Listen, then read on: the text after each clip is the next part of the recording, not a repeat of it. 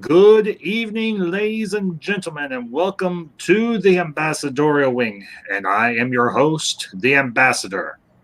And tonight I have with me Stone Loki and Kathius Star.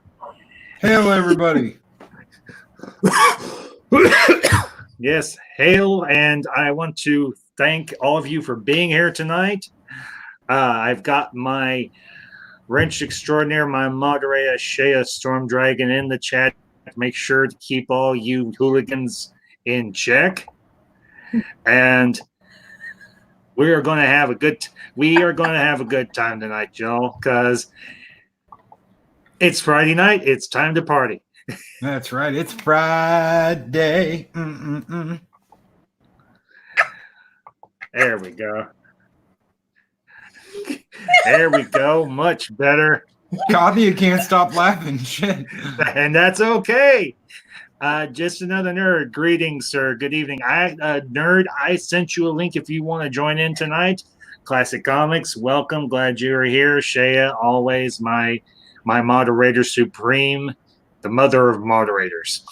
That's a cool name too, Storm Dragon. I like it. Yeah, I think it is a reference to GOT. Not sure and everything. But tonight, ladies and gentlemen, we're going to cover a few topics. We're going to do a little bit of a week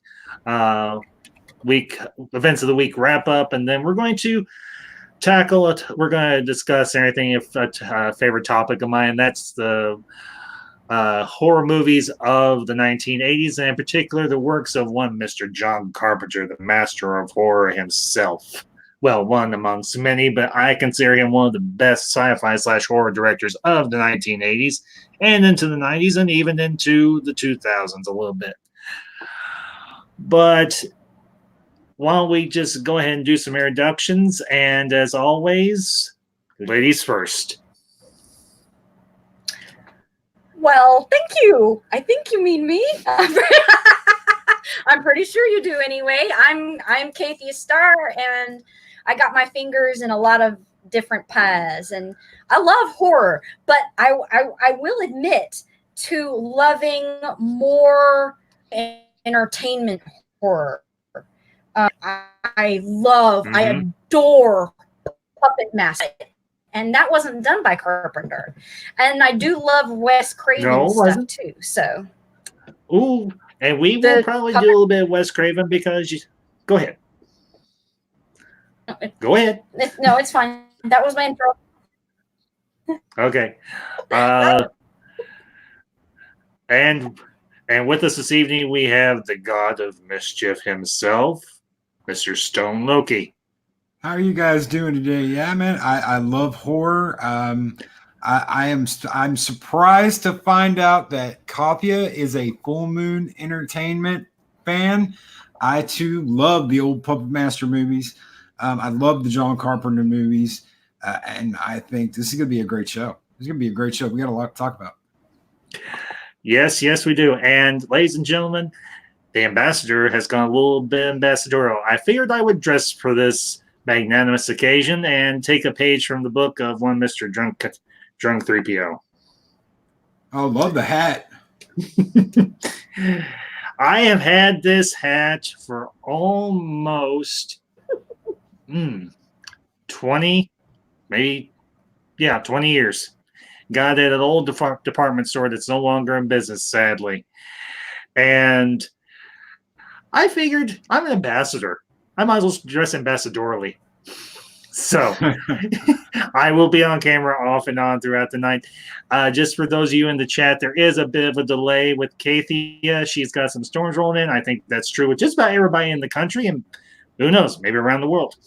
And Lord only knows those poor people in Australia need the rain. That's for sure. And our thoughts and prayers go out to all those good people. Well, I think that's our first good comment of the night. Indiana ambassador, yes.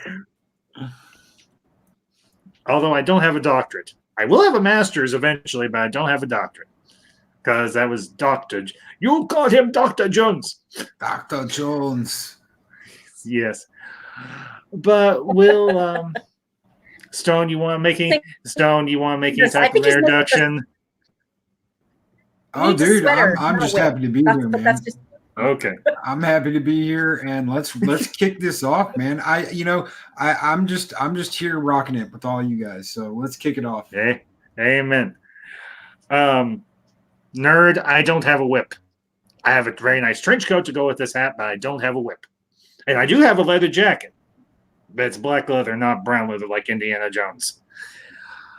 But tonight, like I said, we're going to do a little weekend wrap up of some of the major events and everything that have happened throughout the week, and then we're going, like I said, jump into some of the John Carpenter movies of the 1980s and do some horror movies of the 1980s, just to kind of keep everybody involved and what have you. Because let's just face it, like when you talk about pop culture in the 1980s, you got to talk about the great horror movies, and you can't necessarily do that without talking about John Carpenter.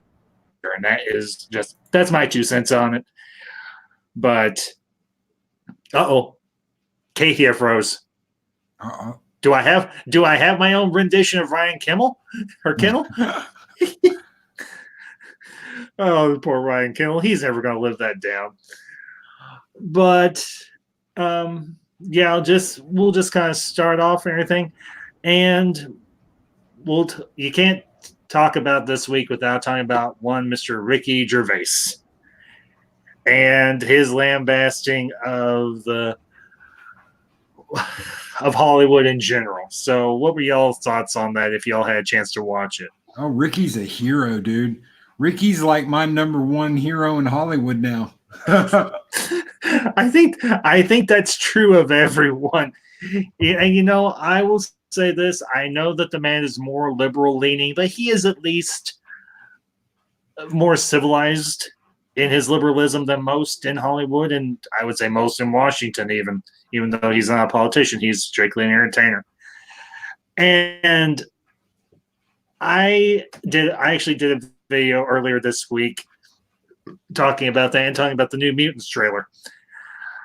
And I will say this: I make no illusions about the man's political and social leanings. He wants to be a liberal, fine. He can be a liberal. If he's an atheist, okay, fine. He's an atheist.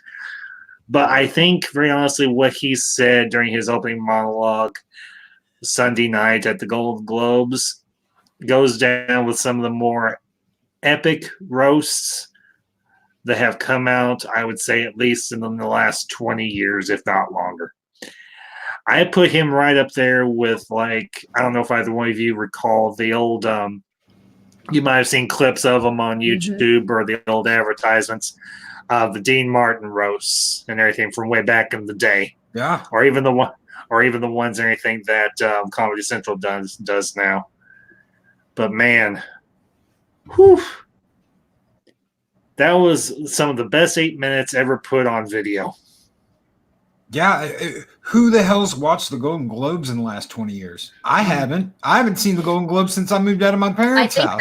I think that's how he was able to get away with it without anybody saying anything back, was because he did do it in a style of a roast. Mm-hmm. Very true. And and that's one of the great comedic art forms that I'm actually happy to say is somewhat making a comeback, especially thanks to Comedy Central with the roasts that they have done over the last several years. And they've had a good crew of comedians and comedic actors on those roasts. And I think particularly now with everything that's been going on in the world, particularly, and I don't get political on my channel whatsoever, but I'll just bring this up in passing. With the whole mess going on between us and Iran, laughter is truly the best medicine. And I think David Chappelle last year and Ricky Gervais started kicking off 2020. They have given us a lot to laugh about and laugh at, and I, for one, salute them. So, but that being said, what are some events of this week that y'all might want to touch on in terms of entertainment news or whatever that have been popping around your heads?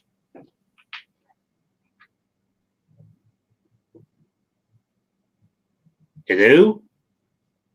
Kathia, you want to go? She's got her mic muted at the moment. Okay. I'll go. The Ricky Gervais thing, that was just beautiful. That was sweet science. That was watching Ali get in the ring. Leo DiCaprio's face. Yeah. Just made that joke. Yeah, the look on DiCaprio's face when he basically said after your 3-hour movie, your date was too old to, date. And he's like looking around his table. He's like, it's true. It's true. and then you get Tom Hanks looking like someone just dragged in his cat after it got run over in the street. And he's just like, oh my God, what's going on? It was beautiful. It was a thing of beauty. It was. It really, really was. I mean, I will say this. I like Tom Hanks as an actor. I genuinely do. I mean, he has had a very good career. I don't think he's necessarily done a bad movie ever necessarily in his career. And his career goes all the way back to like the 1970s with Bosom Buddies, if y'all remember that. Yeah.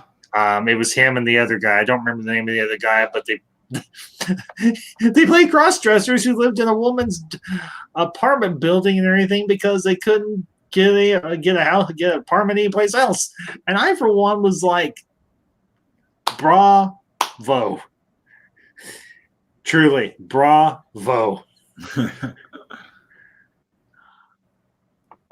But I think something else that... Okay, Kathia, care to share? Share with the rest of the class. You know what? I agree, you guys. I'm shocked that they're not planning on making a remake of Tootsie or making a remake of Bosom Buddies or something like that, right? Because, Did you say Tootsie? Is that what she said? Yeah, I think she said Tootsie. I remember seeing Tootsie, and I saw it on VHS and everything way back when. And yeah, that move, they could not make Tootsie today. Yes, I did. Yes, okay. I did. I mean, with all the buzzwordy and trendworthy stuff that they're doing. Yeah. No, you're right. They couldn't make it today because people would completely freak out and say it's isms or phobes or something. You could actually get a real transgender dude to do that part, and they won't remake it. Yeah, but the question is, can she act? Oh my God! Look what you did there, brother. Can she act? I mean, I don't even think they could make Mrs. Doubtfire nowadays and get away with it. Not to mention, we don't have Robin Williams anymore. No Robin Williams. He owned that part. Yeah. He absolutely owned that part. And I know we're kind of getting off topic. Really bad.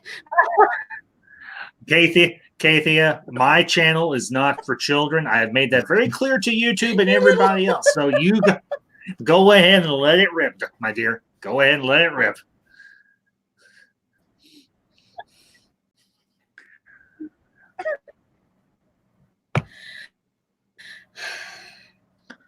If you really want a good actor who is eligible, you have to look in theater.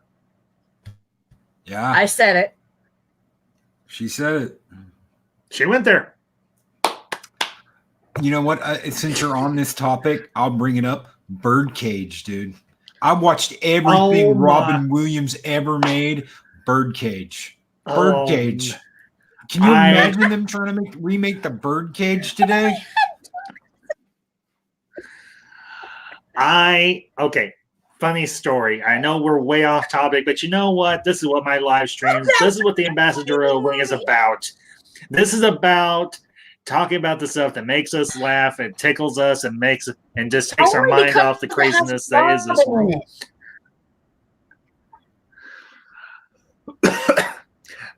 Me and my mom went and saw Birdcage when it came out in theaters. Now, here's the funny thing.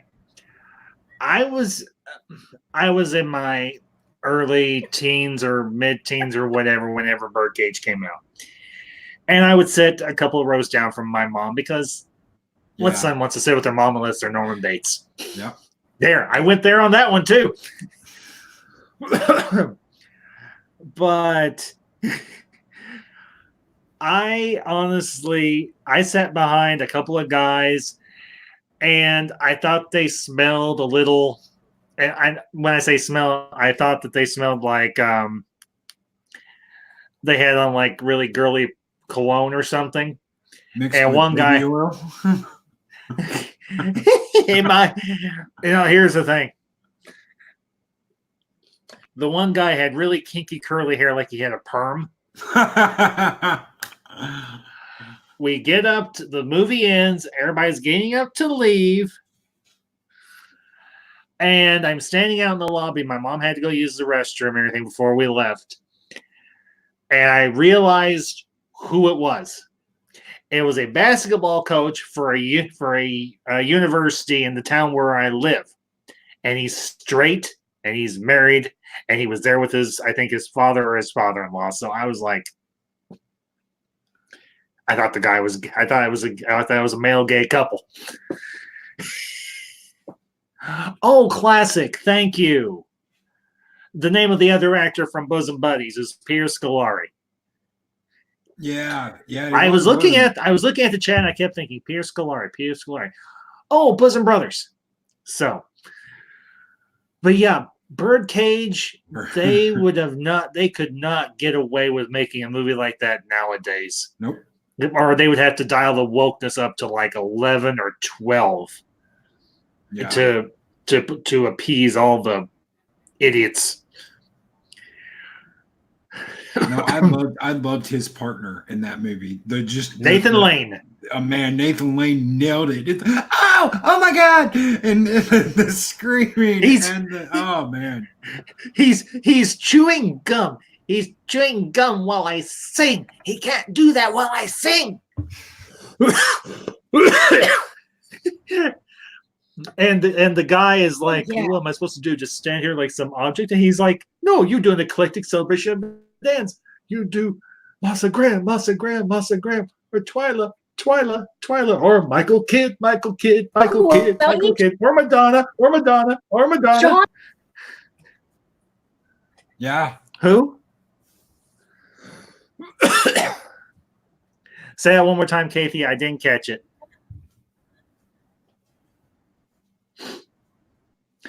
Folks in the chat, Kathy has got some storms going through her area, so there might be a bit of delay between. They did a lot of drag, and historically speaking, Shakespearean times during the Tudor times during the globe,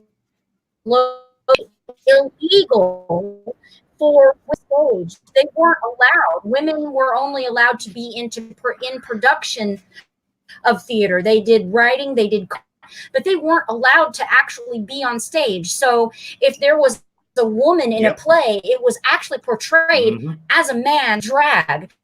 So that is actually where the gay theater comes from. Shakespeare not allowed to be on stage. Yeah, it goes back to the Greek plays too. A lot of the Greek, almost all the Greek actors back in Greece were guys. They wouldn't allow women to be in the plays. Yeah, totally. And you actually get a good picture of that in Shakespeare in Love, which not my favorite movie, particularly considering it beat out Saving Private Ryan for Best Picture that year. I think Saving Private Ryan something. They were all in the back. The entire voting. Everybody who voted was smoking something because that did not beat Saving Private Ryan. No. Now I will say this for what it is. Oh crap.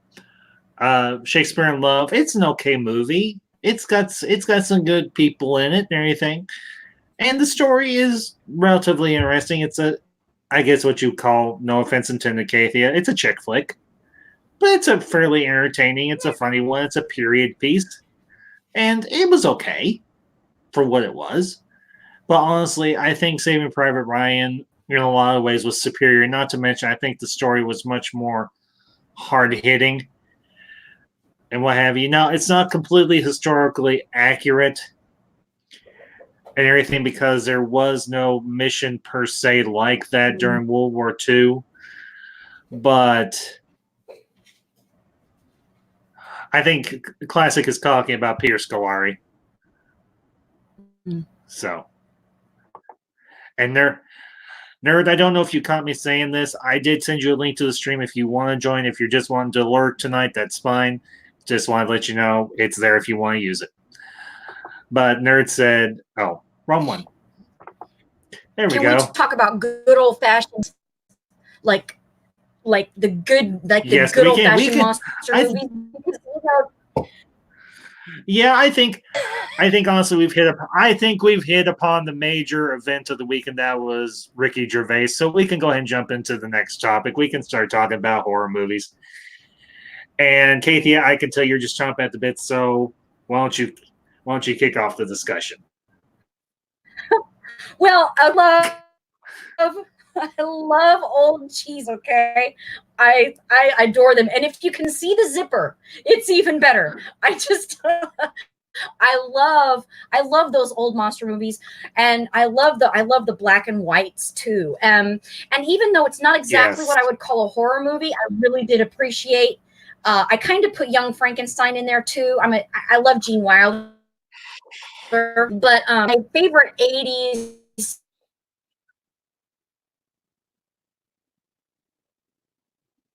Really Pumpkinhead.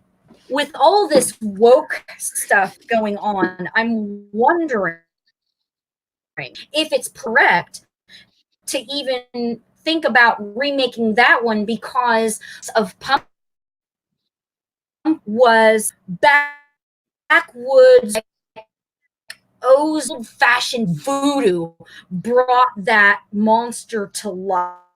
You really Tooth Bob and Culpepper Jenkins, in that movie getting mauled by this really I don't know looking. Well, I don't know. I watched it when I was 15, and it scared me senseless.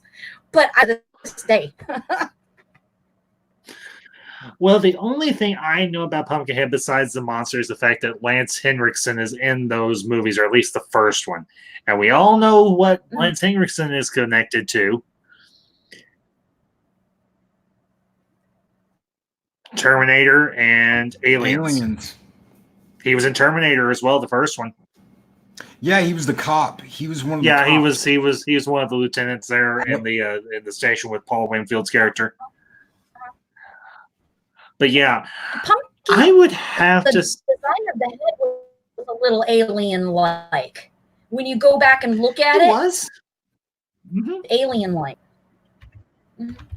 Well, it doesn't have the elongation to the back of the head. More so, it's like out like this. Oh, Teresa Martin, good evening. Thank you for being here. Glad that you are here. Pumpkinhead was like a prototype. Go ahead, Kate. In my opinion. Because a lot of our makeup, of our makeup comes out of the really great stuff that happened in the 80's. I mean, Evil Dead was huge because it had that that transformation scene, and of course, American Werewolf in London, epic. Oh yeah, I remember seeing that. And I was actually fairly young when I did see it because that movie was so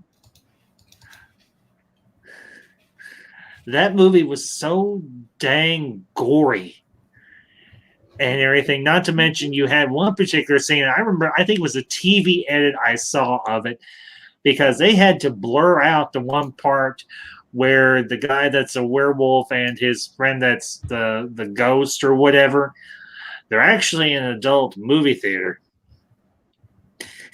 And yeah, I'm one, and I finally saw a clip of that when I got old enough, and I was like, okay, hello. I didn't know that was what was going on in that particular part of the movie. So I would have to say the one of my favorite horror movies, and I'm going like with supernatural-esque horror movies of the 80s, would have to be the second Hellraiser. Now I had seen the first one after the fact, but I didn't, and I saw the third one, but after that I fell off. Ah, and we have a fourth. Good evening, nerd. Welcome, sir. Glad you're here. Hello, everyone. How you all doing? How's it going, Doing just- nerd? Nerd, good to see you, sir. Glad you're here, as always. Happy to be here. But, I really do think you have to find yourself a short round. You know, You can be my short round because you got Hoggle. He's close enough. okie dokie, Jonesy. Yeah, because we got the God of Mischief here. He doesn't play second fiddle to anybody except for maybe, well, Thanos. And we got Kathia down here. Go ahead, Kathia.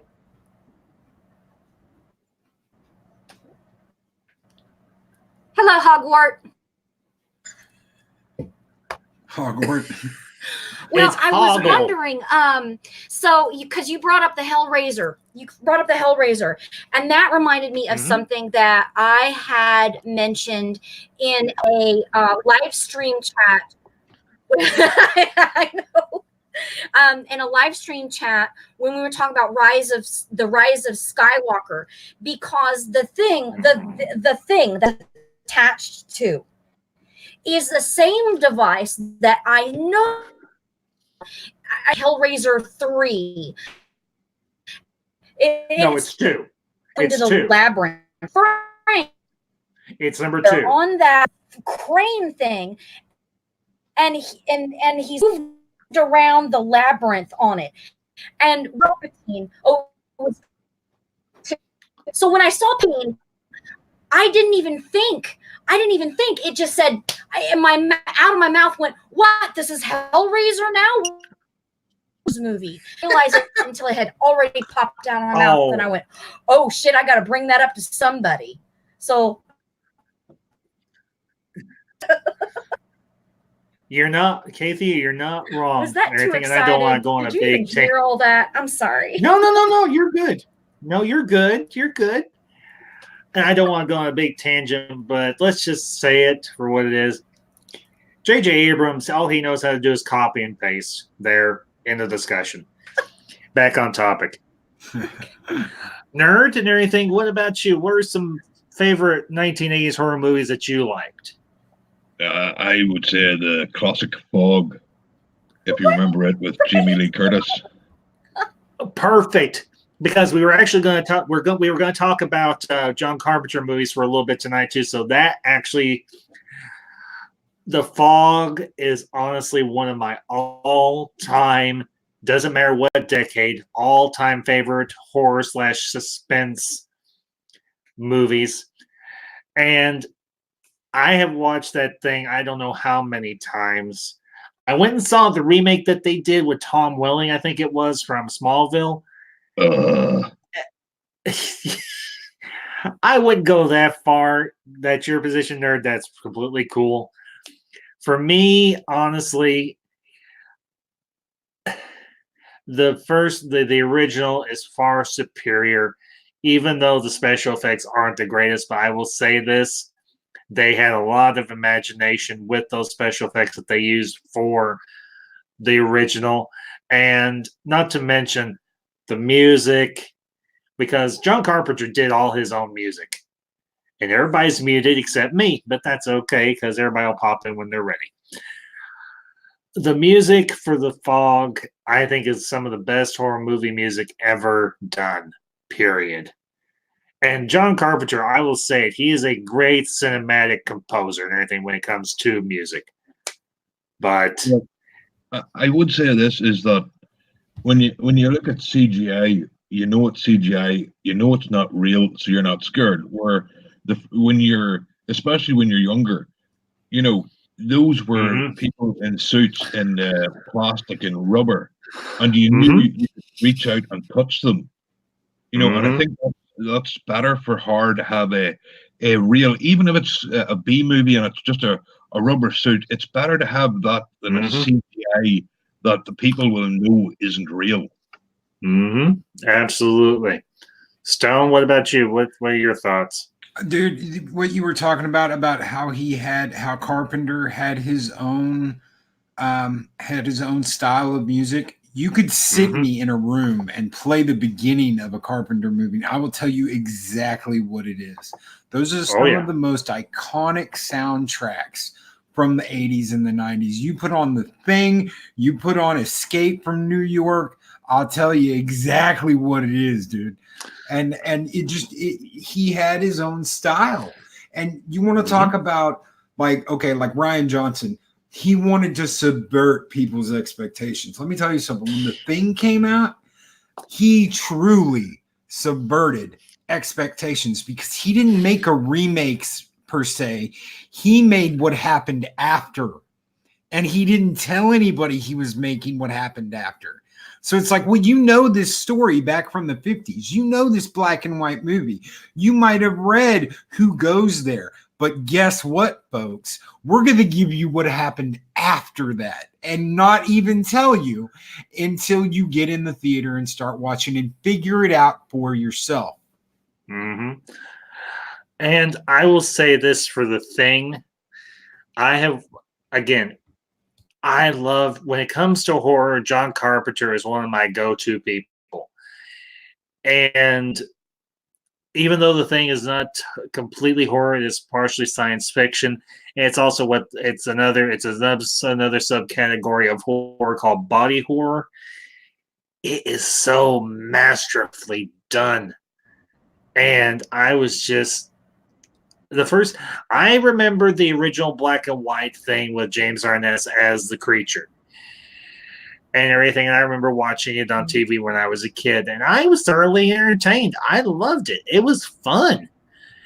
And when I finally got to see the remake by Carpenter, I was like, boy, he dialed this puppy up to 11. Oh, yeah, he did. He really did. He did, and he wasn't ashamed of it at all. He Mm-mm. was like, we're jumping in this head first, boys and girls, and we're gonna have one hell of a good time. Yeah, and that's Kathy, your thoughts. Well, I was just going to say that what I'm hearing here is, and I want to agree with that, is that the change in medium from our special effects, from having the cornstarch and water and red dye to having CGI, I think what we're saying is we kind of miss the artisanship of the old movies, because you had to think about what you were creating, and Mm-hmm. you had an art to there was a substance, a tangible medium to it, whereas on CGI, it's a program, there is, but that art is being copied and pasted over a large area of different movies. Like, for example, in Thor: Dark World, we Mm-hmm. see Valhalla, but the skin is changed and also a Ethiopia. And so, where's the activity in that citizenship? Because when Mm-hmm. you're just erasing and just pasting something else on top of it, crafts. Whereas, like we were saying, back somebody had costume, somebody had to create prosthetic and the bumps, and I mean, Night of the Living Dead, I mean,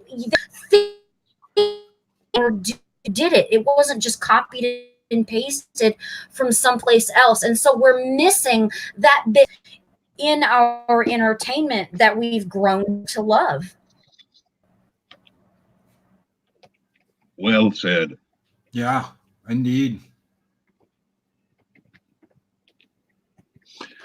Yeah, I would wholeheartedly agree with you, Kathy, on that, because I will say this.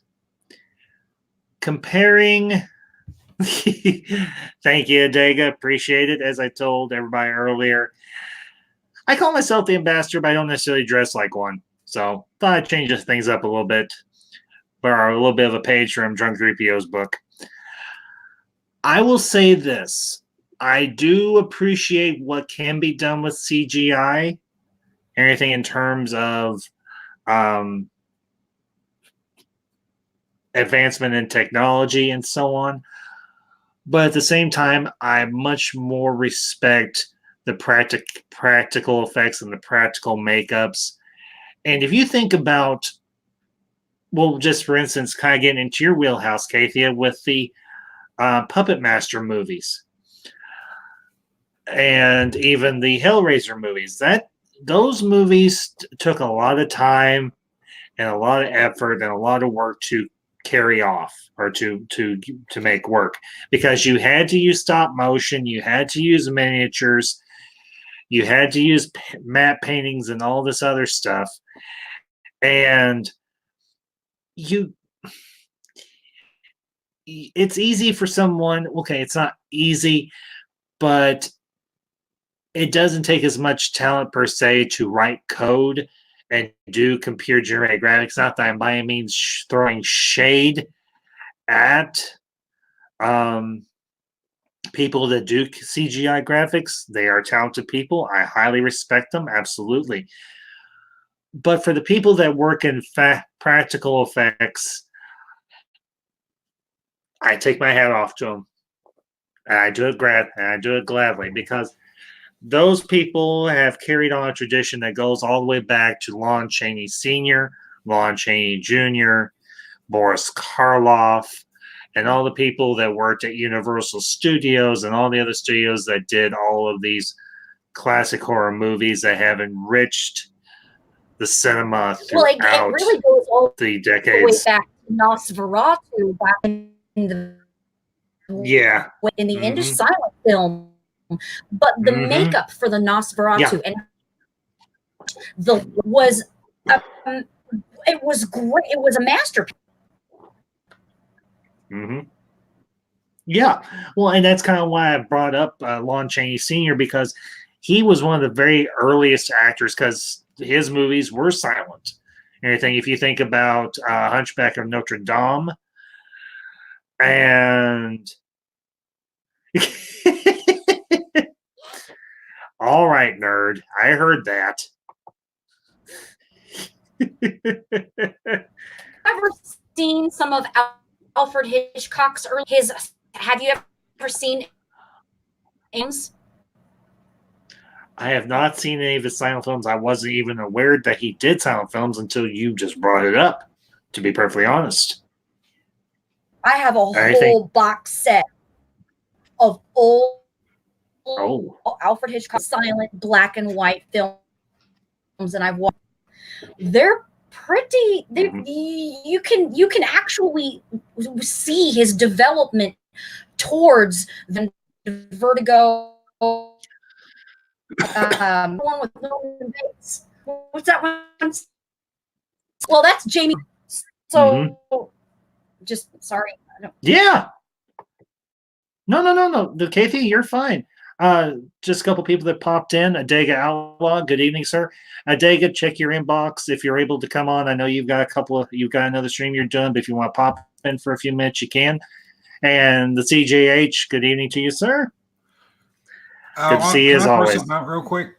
Absolutely, go for it. Okay, Stone. I don't want to get off of horror, but if you watch the making of Dark Crystal: Age of Resistance, they spent like $5 million on this 15-minute concept video that was done completely in CGI. These are top guys. These are top men and women that get paid the huge bucks to do the CGI work. And when it's set next to the original, it looked like crap. I know you say, you have an adult show. It looked like shit. It did. And then they went back and they did a mixture. They had real puppets, sets, production, and then they threw in CG, just enough CG to where it needed it. And Netflix said, this is what we want. And they said it's going to cost twice as much as doing it in CG. But they did it, and it looks beautiful. It looks just like it should. Use CG. Just use it sparingly where you need it, where you have no other choice. And it will look beautiful. It will. Yeah. And I have not had a chance. I don't even know if it's out on video yet or anything, but as soon as they bring Age of Resistance out on Blu-ray or whatever, I'm going to go snap that puppy up because I love Dark Crystal and I love all the work that Jim Henson's studio did in that movie and that they've carried on with the TV show. But honestly, I will say this of the early like black and white horror movies. Some people may consider them cheesy, but for me, I think that they are a great lesson in how great atmospheric horror was and still can be done today. So, y'all's thoughts on that? Okay, I'll go. I'm a huge fan of Abbott and Costello movies. I'll watch the Abbott and Costello movies at least 2-3 times a year. I absolutely love them. And the old black and white Universal monster movies are just epic. I'm sorry that people can say, oh, they're boring. Oh, The Creature from the Black Lagoon. No, these were awesome movies, guys, and they still are. Just because they're in black and white doesn't make them bad. Especially the Abbott and Costello movies. They are still funny. Chick. And it's epic. These movies, and they're our history. These movies are our history, and you can't mess with that. Yeah. Nerd, your thoughts, Kathia? Well, I was with her for a couple of seconds, so I don't understand what the question is. We're talking about the old black and white horror movies from like the 1930s and 40s and stuff like that. Are there any that you particularly like, or some that you key on? There's a lot of British ones. Okay. Well, hey, you can give us a British perspective on this. So, well, anything basically by Hammer. Oh yeah, I'm a big fan of. I will say this about older horror movies: they had much better musical atmosphere than today's horror movies. When the music would build up, and they actually had orchestras and stuff. It was real music. Now they just pick one of these, a metal band and play it and screech things and stuff. But it's just everything about that time they did horror better. If you know what I mean? Yeah, totally. I will say this: I think one of the best things that has come out of them digitally remastering a lot of the old black and white horror movies is this was a number of years ago. I think it was back in the late 90s or somewhere along in there was when they did a digital remaster of Dracula, and they actually had it's called the Kronos Quartet come in and redo the music. And honestly, the music, I don't live there and I'm not dressed. Okay. But now you see Sheer was telling him to go to my channel, so yeah, because you're actually on camera now, and I applaud you for taking that step, sir. Very much so. Darn, what was I gonna say? Oh yeah. Talking about the remaster of Dracula. I think honestly that was one of the best orchestral pieces of music for a movie that has been done in a while and everything. And I remember the original music that they had for Dracula or anything. I remember watching it on VHS before they did the digital remasters. And when they released the new Dracula, or not the new Dracula, the remaster of Dracula, and they had brought in like I said, they brought in a string quartet to do the music. The music just added to the ambiance and the atmosphere of that movie. So, y'all's thoughts on any of that? No, I don't have any particular thoughts on that. I wanted to express my my appreciation for the old monster movies, because I love Godzilla movies. I mean, and the swamp creature and the thing from the Black Lagoon, and I think those are fantastic. But I also like the classic stuff. And my all-time favorite person of all time is always and forever going to be Vincent Price. So I was just gonna bring that up, and House on Haunted Hill, and Dragonwyck, and just because horror doesn't just go in movies. There's also the old radio shows, and I love a good horror radio show. I think my biggest favorite is Dial M for Murder, which, you ask somebody about that, they have no idea what you're talking about. So I was just going to say, there's more to the story here, y'all. That's all I was going to say, because you brought up the old stuff.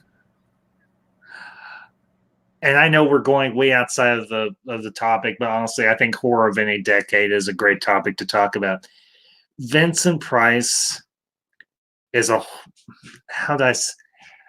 hope I say this, I say it correctly. He is a horror treasure, because the man's voice and the man's look just played so well for the horror and the suspense genre. And he was a master spook maker. He was. And Kathy, I am so glad you brought up House on Haunted Hill. I actually found anything at a flea market a couple of years ago. It was a combo set of the original and the remake of House on Haunted Hill, the one with Jeffrey Rush and Famke Janssen and all of them. I will say it. I love the remake, but it just made me love the original even more, because you had Vincent Price, you had Elsa Cook Jr., and you had a bunch of other B-list actors and actresses, and it is so darn creepy. And it just, again, I say it is so, the old horror movies have, oh yeah, Shy, yep. I was actually going to bring that up. Anything, Michael, the voiceover he did for Michael Jackson's Thriller. Dang, just that man's voice can put you on edge and set your goosebumps to popping. But I like the remake that they did with Jeffrey Rush, but I love the original. It makes me appreciate the original even more, because here is something, I know I've brought this up a few times. I want y'all's thoughts on this, both in chat and my panel. I think, honestly, the old classic black and white and the early colorized horror movies had an edge to them that newer stuff doesn't. They had atmosphere. They were very atmospheric. So, y'all's thoughts on that? Well, you can't. Actually, I would love to ask a nerd something. I'm sorry, Loki. I didn't mean to overtalk you. It's okay. No, go ahead, Kathia. Go ahead. I'm cool. I'll hit mine after you ask nerd. Well, because there are twins of Alfred Hitchcock's stuff. There's a British version, and there's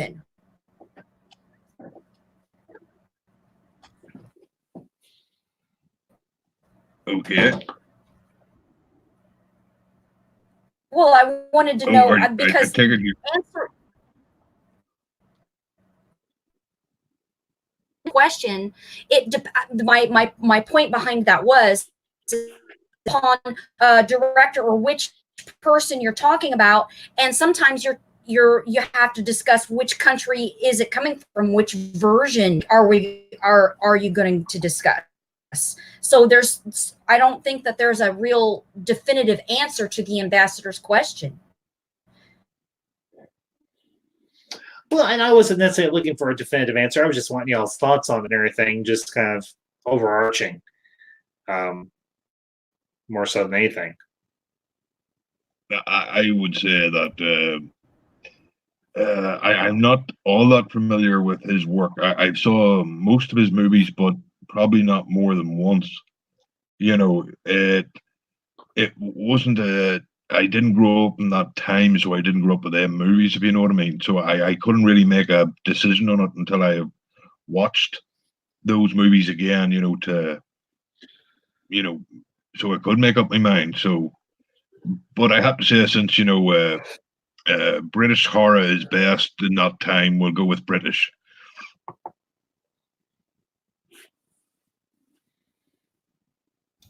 Okay, so we have the best bad guys. The best bad guys. Oh yeah. Well, Loki, you are British, sir. Oh, I'm what? You are British, sir. No, sir. Well, the real Loki is, yes, sir. I'm a good old Southern boy from the United States. Well, that's okay. We can pretend. Indeed, we can. Okay, because Tom did I Saw the Light, and so technically, your name's Loki.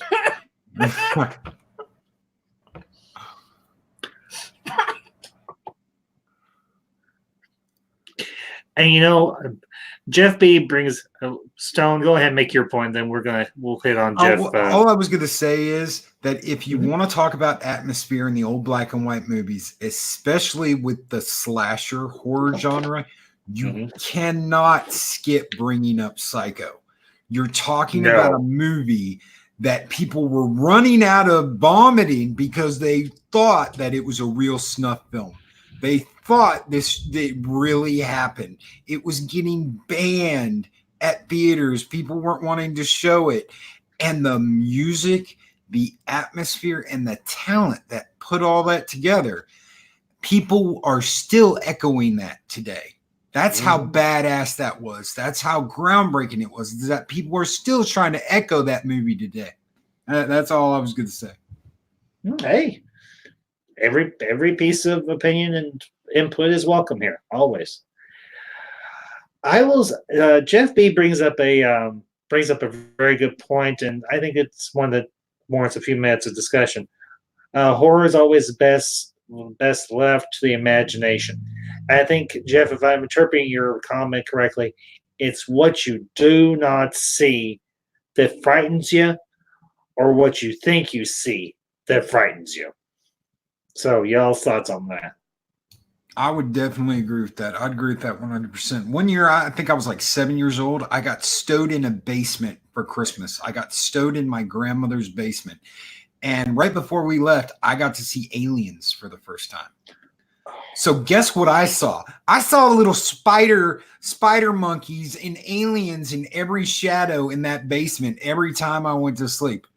And and that was scarier than the damn movie. I could watch the movie just fine, but that imagination running wild and the shadows you think you see, that completely will outdo any horror movie you'll ever watch. Yeah. I will say one that absolutely scared and I do not scare easily, even when I was younger. One that scared the ever-loving crap out of me was when they did it was a director's cut re-release of the original Exorcist. That scared the ever-loving crap out of me. Because you had added scenes that ups the tension. You have that one scene where you have that contortionist that's playing Reagan where she does the crab walk down the staircase and when she gets to the bottom of the stairs, she's got blood coming out of her mouth. You've got that one really ghastly, creepy looking face that pops up periodically throughout the movie. And there was just so many different things that they put in there that just upped the tension and upped the spook factor. And for the first time and everything in a very long time, up until '99, when I went and saw when I saw Blair Witch, Exorcist scared me. I don't want to say scared, but I left the theater shaken. And that doesn't happen with me very often. So, well, do you remember the commercials for that movie and how they made it sound like all that really happened? Like this is real recovered footage and all that, how they tried to like ghost it like it all actually happened. Yeah. With the original Blair Witch. Yeah. I do remember that, and I remember it very vividly and everything. The marketing for that movie was, I will say, masterful. And everything. And that one and everything, after I left, I could not go near wooded areas for a while. Trees scared me. Freaking trees. I don't know about the rest of you, but I live out in the countryside. So, like, you know, all my mates' houses are like a mile away and stuff down back lanes. And I remember seeing The Exorcist and then at a mate's house and having to walk home when I was about 11 or 12.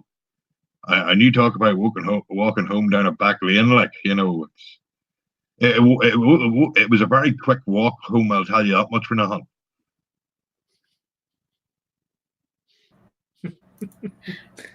Sorry, your comments. At all. The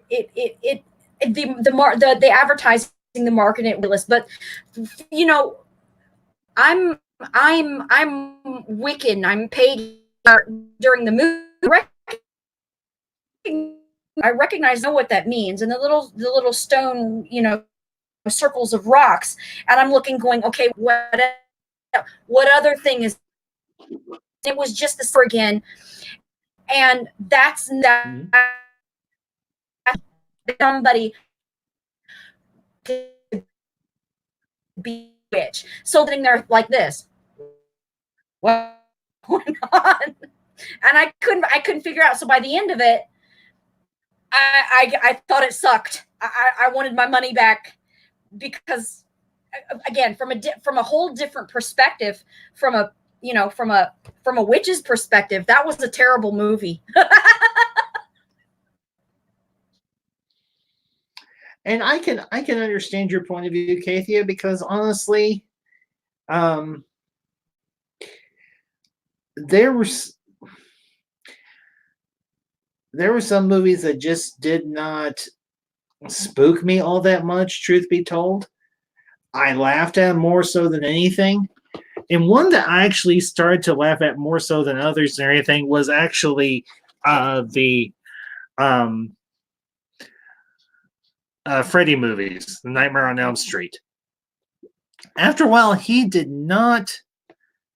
simply did not scare me all that much after a while. I found him funnier more than anything. And honestly, after a while, none of the like slasher movies from the 1980s really scared me at all. Oh yeah, that was a thing. They started to become comedies, man. Yeah, in a manner of speaking, they were. And you were almost like, okay, what cool way are they going to rip this person apart? What cool way is this guy going to die? And that became the whole point of watching. You were rooting for Jason. Come on, get him, man. Get him. Like those two girls like pop up and they're like, oh my God, do you want to like have some sex and smoke some pot?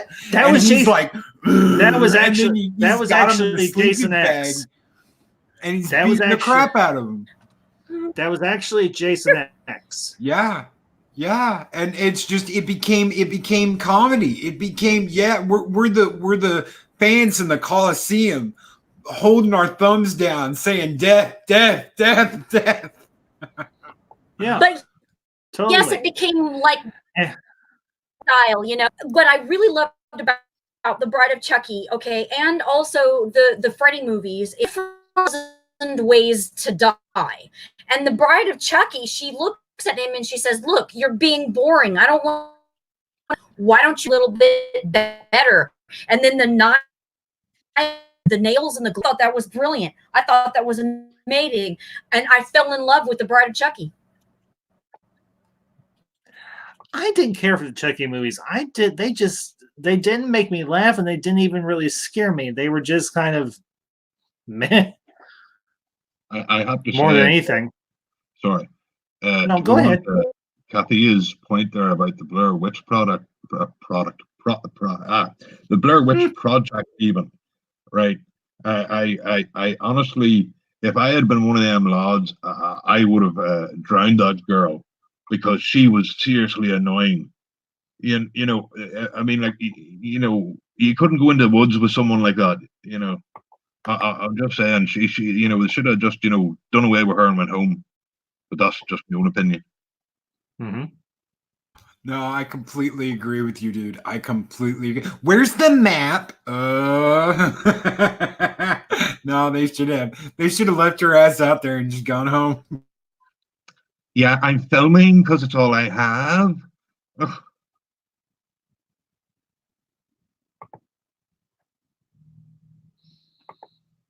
But to get to an earlier point, we were talking about The Thing. Did anybody see the remake of the remake? The new one? Yeah, the 2011 one. It looked fake. I liked some of it, but I like Carpenter in the black and white version, man. Those are just my two favorites, and they always will be. I do love how they connected it. If there's one positive about that movie, it's that you see things from John Carpenter's original movie, like the axe in the wall and the guy who slit his throat, and you see all that happen, and it's like, let's connect the dots to John Carpenter's original movie. If they did anything right, it was that. Yeah, the one thing they shouldn't have done was go on into the spaceship. I never liked that. They should have stayed away from it. It's one of those things that's better than a block of ice. Yeah. Yeah, because all you see is the outside of that. In the original movie, you see Kurt Russell's character standing on it and kind of like looking around, but that's all you see. I completely agree with that. It loses some of that magic. It loses some of that mystery. You see the Thing in that original John Carpenter movie make like a smaller version of its ship, a little mini version, but you don't really see anything beyond that. So you lose the magic of the magic and the mystery and imagination you might have had about it. Well, and not only that, again, it goes back to what you do not see. And I think one thing with Carpenter's movies, when they remade The Fog, and I went and saw it, and I saw what they did with the pirates or whatever, or the lepers, I didn't particularly care for that, honestly, and everything. I liked the original better, where it was just the cheap makeup and everything that they had, and it was so much more suspenseful, and it was a lot more menacing and a lot more threatening what you didn't see. And of course, you had that sort of twist ending at the end where you have Hal Holbrook's character, Father Malone, staying there in the sanctuary of the church, and he's wondering, why not me? Why didn't I die? And then, of course, you see the ghost of, I think it's Blake, pop up behind him and dead. Jeff, I totally agree. The Blob, my sister, nerd. And Jeff, and Attack of the Killer Tomatoes scared my nephew. And the movie that I hate is Attack of the Killer Clowns. But if I was to like one of those kind of silly ones, it would have to be The Stuff.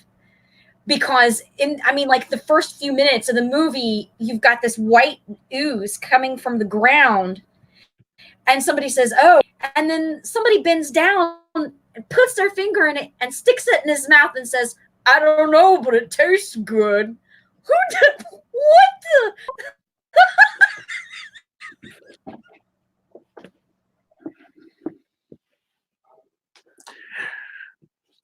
Yeah, I mean, I remember seeing the original with Steve McQueen, but honestly, I liked the remake that they did back in the 80s and everything, kind of getting back into um, my childhood and everything.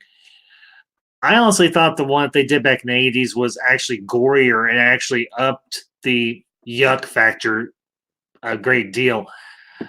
Everything. I actually like the resolution that they came up with, where they bring in a big tanker. I think it's like of nitrogen gas or something like that, and they freeze the blob, and then they shatter the thing, and then I guess it gets blown up and turned into snow or something to where it can't ever reform itself again. So I don't know if any of you remember that one or not. Didn't the preacher though? Didn't the black preacher have a piece of it? The blind black preacher, didn't he have a piece He of it at the wasn't end? black. He wasn't black. Was he not black? No, it was a white guy. Okay, but he was blind, hey, right? Maybe I'm misthinking. He wasn't completely blind. He had one bad eye. Okay, and we've actually got another one coming in and everything. Jens, welcome, sir. It's been a while. Glad you're here tonight, sir. Yeah, thank you, Ambassador. Cheers. Nice to see you. Cheers. There. Yeah. Likewise. Yeah. Like Stone, Loki, and how's it going, Jens? Yeah, yeah, right, you know, and Ned. Yeah. Jens has been. Jens was one of my earliest panelists. He and I and CGA tore it up back in the early days of my channel. So, and Jens has actually started his own channel. I'm very proud of him for doing that. So, congrats, man! Dude, that is awesome. More of us need to stand up and speak our mind, brother. Congratulations on your own channel. Yeah, cheers. I just highlighted a comment by Jeff B. Tremors. Yeah. If y'all are familiar with that particular series of movies. Kevin Bacon. Yeah. Kevin Bacon, Fred Ward, Michael Gross, Reba McEntire. Oh man. Yeah, those good, things. Good film. Oh, here's the thing. It was a movie. It was kind of based on the old B movies of like the 1950s and whatnot. But it was still so much. It was also. It didn't take it. It took itself seriously, but it didn't take itself too seriously. Yeah. So, did you ever see the old theatrical commercials for a movie called Ghost Dad with Bill Cosby? They made fun of Tremors in those previews. They talked 9 kinds of hell about Tremors. They were like, what do you want to see, a monster movie like this crappy B movie? But it was so good. Reba McEntire, Kevin Bacon. It was like you said, it was like a present day classic B monster movie.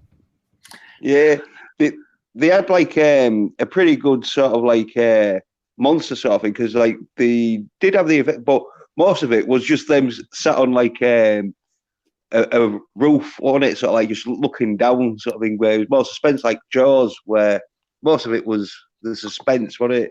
Which is like filmmaking sort of thing. Kathy, you've been kind of quiet for the last few minutes. Do you have anything you want? Oh no. I was just I was appreciating the Ghost Dad thing. I mean, wow, I totally forgot I admit and something. I'm like, oh my God, I remember that. and that's. I also forgot what I was going to say before. So, I remember now. Well, go ahead and Where would we put Silent Green? Is that a thriller? Is that a horror? What is that? What film was that again? You cut out a little bit. Oh, Soylent Green. Oh yeah. Yeah, that is a bit like a horror sort of movie-ish. Yeah. Well, you find out the ending anyway. Soylent Green is people. Yeah. I would say probably Soylent Green would be more like a thriller / suspense more than would necessarily be quote unquote a horror movie. Yeah. And I think I would almost put that into the same category as say maybe the original Planet of the Apes or maybe 1984 if anyone's familiar with either one of those movies. Yeah. I think because it's kind of a dystopian future-esque type of film. Yeah. I think more so it's all like the endings of the films that turn them into a horror because most of that film when you're seeing Silent Green, you're thinking, oh, it's just a sort of like future where there's not much food, but it's not until you find out the ending that they're eating the old people and that it's like, oh no, that's a terrifying future. Mm-hmm. Yeah. And go ahead, Jens.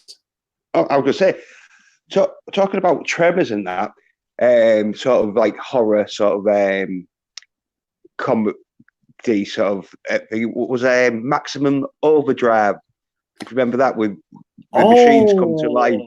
Oh, yeah, that's actually. No, go ahead, sir. That's actually Stephen King. Yeah. Yeah, that was with Emilio Estevez and oh good grief, Pat Hingle is in that.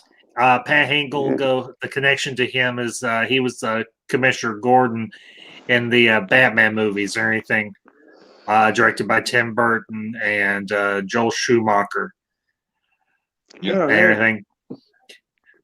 I think that movie wasn't really a horror film or a comedy film. I think that was just odd, you know. Oh, I loved it, especially because AC/DC did the soundtrack to it.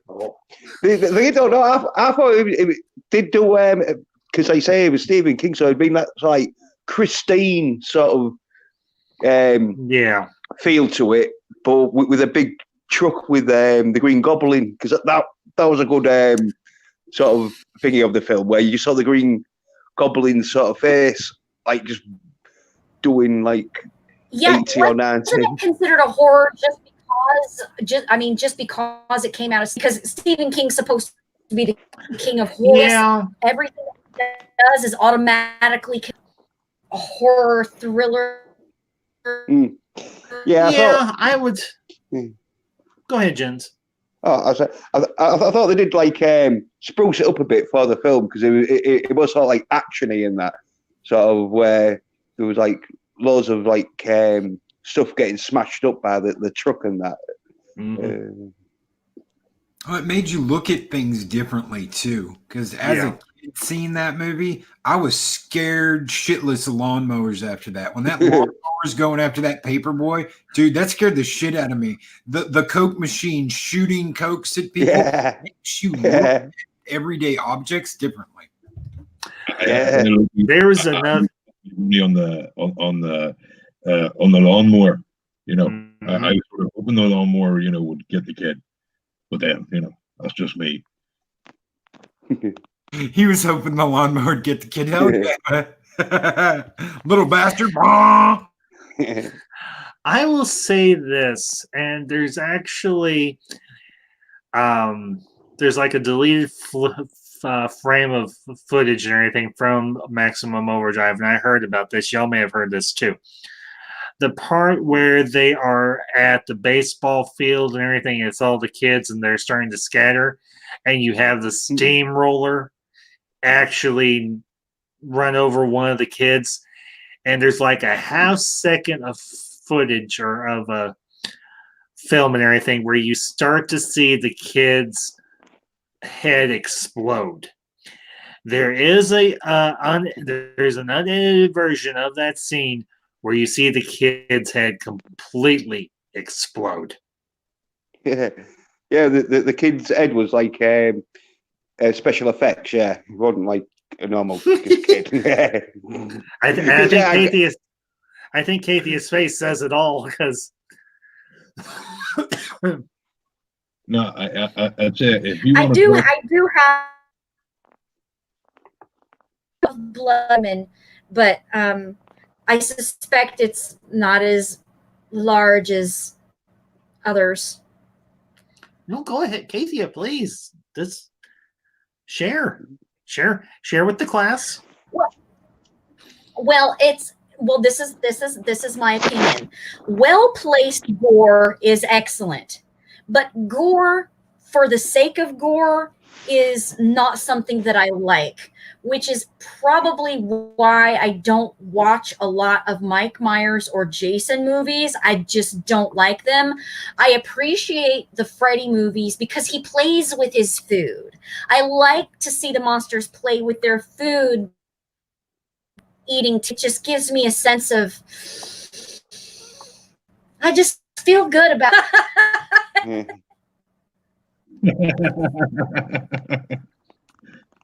No, if you want to talk comedy horror, there's only one movie from the 80s, and that's House.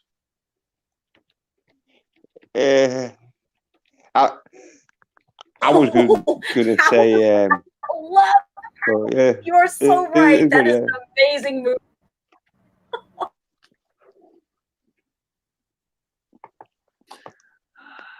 I don't know if I would necessarily consider Goonies a horror movie or not, or anything, but yeah, Shia brings up a good point. Charlton Heston and everything, because some of the movies that he did, you could, and I think in particular, Soylent Green could be considered sci-fi horror, which there is a genre of that and everything. It does exist because I think one of the best sci-fi horror movies or anything that that ever came out is the original Alien by Ridley Scott. Yeah.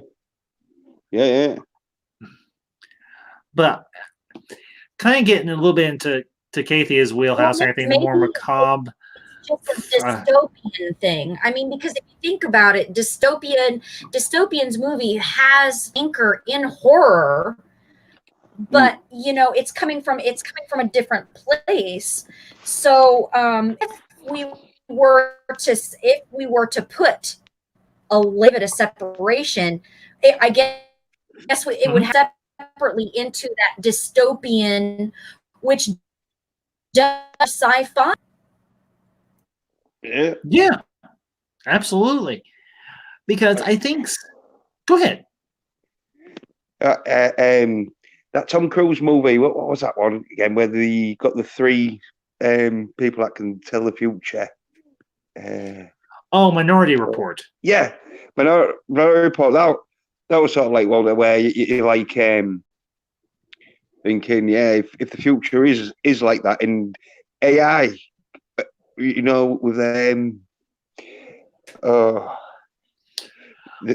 that like is that sort of like future where it can be terrifying sort of thing where Well, but the thing is, I wouldn't necessarily categorize them as sci-fi horror. I would just consider them just pure sci-fi, period. Anything. So,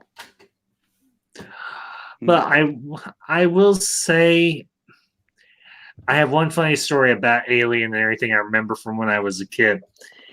And we're all friends here, so I'll go ahead and share this. They had done, I think, like a re-release of Alien or something in theaters and everything, because I think the original came out in 79 or somewhere along in there. The original Alien. And me and my parents and my mom, well, my uncle and his wife and my cousin, we all went to see the original Alien. And I love my father. I love my late father to death.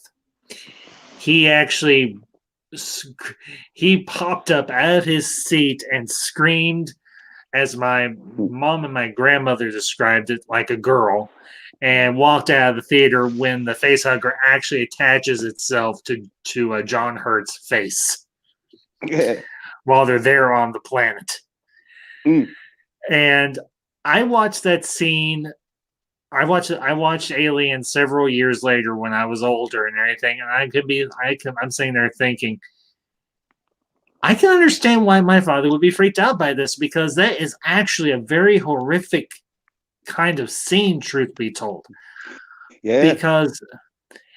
Because you've got this very creepy alien looking thing, not to mention the sound effects or anything for that particular scene are so darn creepy. Yeah. And they got the actors, didn't they, to like partially know what exactly what was going to happen, so it was more realistic of the suspense when someone does pop out and scares them and that. Mm-hmm. Well, you had the technical aspect of that movie too. We went and saw that in 4K, and this is the first time I ever saw it in theaters.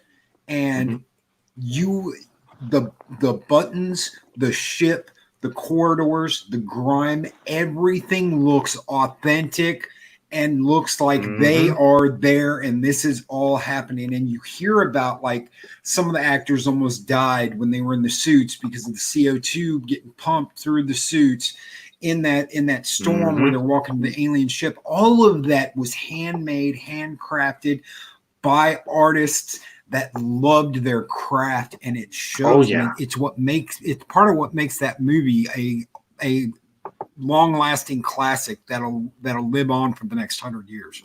Oh yeah, I mean, Alien. I put Alien as sci-fi horror, but the concept art for the first movie and for all the following movies, those concept is just, it's amazing. Geiger was brilliant. You're right. Geiger was completely before his time. He was epping brilliant. Yeah, I think he took a lot of acid or something when he was doing like his pictures and that. Cause like there's some like drawings where they're like quite sort of like where you're like, oh. But I didn't mind. I disagree. Geiger and Froud got together because there is, at least in my opinion, that are very similar to each other, at least as far as the darkness is concerned. There's a dark underworld organic to both of those particular art styles that I feel to each other, and I would love to see those two meet, right? And Froud and Geiger. Yeah, I remember looking through an art. No, Keith, yeah, I completely and totally agree with you, because I think all good horror movies have to have a good art design behind them, for the simple fact that the horror genre is steeped so much in a lot of imagination. And I will say this, good horror has to have, or should have, come from a slightly, how do I want to word this? A bizarre mind or bizarre way of thinking. Yeah, they're twisted and distorted, isn't it? But I say so though about the like monsters being good. They did Predator because the monster on Predator was like a bit like Barney, I think, and so they got him to do the Predator, and that movie just like made it big. Yeah, and sometimes it's what you don't see. It's what you don't see, like with the Predator, with a lot in Alien and Jaws. Someone brought up Jaws earlier. It's what you don't see scares the crap out of you. Yeah, it's like it's the psychological impact. You know, I think that's a good horror should, you know, give you that sort of feeling in your head that, you know, this is just a bit unreal. You know, you should feel uncomfortable. You know, I don't know if I'm explaining it well, but you should have it should really go after your psychological mindset. Yeah. Well, and go ahead, Jens. I was like, even though you pretty much believe it's not real, but if it's done well, your mind does tell you that this could be real. And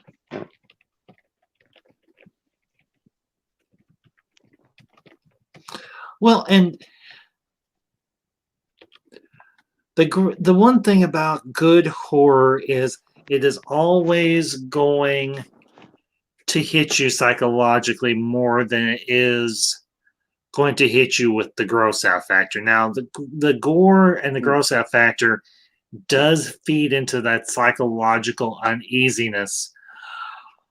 But I think, honestly, it isn't so much what you do not see that frightens you. It's fear of the unknown in general is what truly frightens you. Because even when they get to that planet and everything in Alien, you don't know. Thanks, MacGyver. Appreciate it. You don't know what's in that ship. And the design of that ship is so otherworldly and so bizarre and so, one could say, macabre, that you're worried about them before they even walk into that ship and everything. When Dallas and John Hurts and the other woman's characters walk into that ship, and you're like, this is not going to end well. But you don't know exactly what's going to happen, but you know it is not going to end well. I think that's a mistake Ridley made when he did what is it? The explanation for all that. I keep wanting Prometheus. Prometheus. Thank you. I kept wanting to say Prometheans, and I knew it wasn't Prometheans. It's Prometheus. Yeah. I enjoy that movie, but you lose some of that mystery of where the hell did these things come from? Who the hell made them? Why were they on that ship? Who's the elephant guy sitting in the chair that's twice as tall as a human being? And you find out that, and you lose some of that magic. You do. Yeah, you lose some of the and that magic is lost. That magic is lost because the movie has not had the story, the movie, something in there disrupted the suspension of disbelief. Because in order to be that feeling of fear, you have to be immersed in in order to be immersed in that story, you have to suspend your belief and your disbelief in all things possible. And if you don't have that one element, it's really the most perfect movie of all. You have to have your audience in that suspension of disbelief so that you can fear or excitement or similar. And I think that is the most important part about being pop culture entertainment section of this, to just give us a bunch of it's give us something, like our horror movies or our Star Wars, which all of that anchors and suspension. Yeah, absolutely. And you bring up a very interesting point, Kathia, because the truly sad thing is I think the two most important genres of film are the suspense/horror genre and the comedy genre. And in particular, with the horror/suspense genre of film, those movies force us at times, excuse me, force us to confront the darker side of our nature, the darker part of our soul. And the comedic genre of films allows us the ability to laugh. And I think those two particular genres of film have very badly suffered over the last several years within Hollywood because we have not. I'm gonna go out on a limb here and just make my own. This is my own 2 cents. The last a comedic movie that genuinely made me laugh out loud was American Wedding. And I don't want to get off on a big tangent here and everything. I want to try and stay focused with what we're talking about. Anything.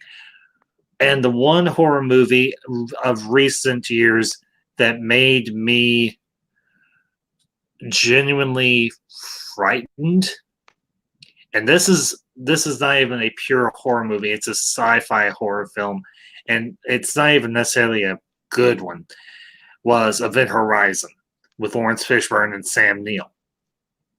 And it also had, what's his face? The Colonel from The Patriot. If anybody in the chat or if one of you know who I'm talking about and everything, just let me know. But those two films in particular, one made me laugh hysterically and everything because it was so off the wall funny.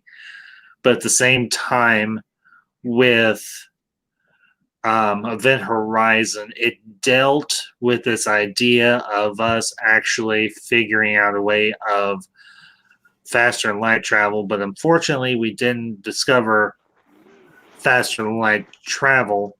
We found a portal to hell. You were thinking of Jason Isaacs. Jason, thank you. Yeah. No problem. Great actor. Very good actor. At least I think so. Yeah, nerd, thank you. Appreciate it, both of you. Yeah, Logie got there before me. No, it's okay. Just by a second. We were pretty much on there at the same time. Yeah. But no, Event Horizon was a brilliant movie. I definitely have to agree with you there, Ambassador. You know, so I mean, it built up, so it did. It didn't, start out. It started out sci-fi, and then it took you on a journey into horror, into beyond horror. It was some of it was really it got personal for the crew. You had the girl who saw her son who was injured, and the doc, was a bit nutty. It was a great movie, definitely. Well, the movie itself didn't scare me all that much. There was just that one particular scene that did frighten me. And it was that scene where they have the video playback of the other crew of the Event Horizon when they are in hell. And you see the one crew member who is all bloodied and scarred. And he's standing in front of the video camera. And he's gouged his own eyes out. And he's holding them in his hands. And he's talking in Latin. And it is just completely set me on edge. Everything. Just that one particular scene was what really particularly put my nerves on edge. But Jeff B brings up another great one, everything from the 1980s, and that is Poltergeist. And everything, and honestly, that I don't know. Has everybody in the panel seen that particular one? This house is clear. Oh, I love that little lady. She is so awesome.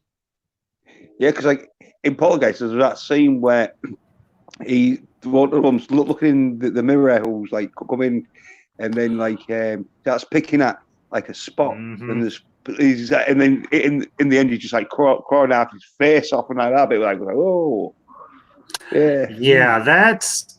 They actually, I don't know if y'all know this, they actually did a spoof of that scene in Family Guy, and Peter eventually peels all the skin off his face, and he turns into Hank Hill from King of the Hill. But go ahead, gents. No, I'm just like remembering the part where the Family Guy spoofed it. Yeah. Well, you know, when you talk about Poltergeist, and this is the same idea with Event Horizon. You are violating the natural order of something. In Event Horizon, they are violating. You cannot go faster than the speed of light. Okay, well, we're going to tear a hole in space and time and use it to go from one point to the galaxy to another. They are violating the natural order. And it's the exact same thing in Poltergeist, except you're dealing with the dead. You have violated a space for the dead, and now you have to pay the consequences. Yeah, and the family ends up losing their whole dang home. Yeah. Sadly. You open a portal to the other side, you better hope that the other sides are like nice. Or else, But easy. Sorry. Not tired. I think in Event Horizon, it wasn't even the other side, it was the space between. Because as the doctor explains it in the beginning, and Sam Neill explains it, instead of going from point A to point B, you're folding space and opening a portal and crossing between those two spaces. But it's what's in the middle that screwed them. It's what they found in the middle between those two portals. That's where hell was. And it's like the same when the little girl gets stuck in the house. She hasn't crossed over yet. She's stuck in the white noise in the space in between life and death. Well, and I think let's give the panel a chance or anything. Kathia, Jen's nerd. You remember Poltergeist? Oh yeah. That was a true classic, and I wouldn't advise anybody to watch the remake. I remember Poltergeist. I was with the end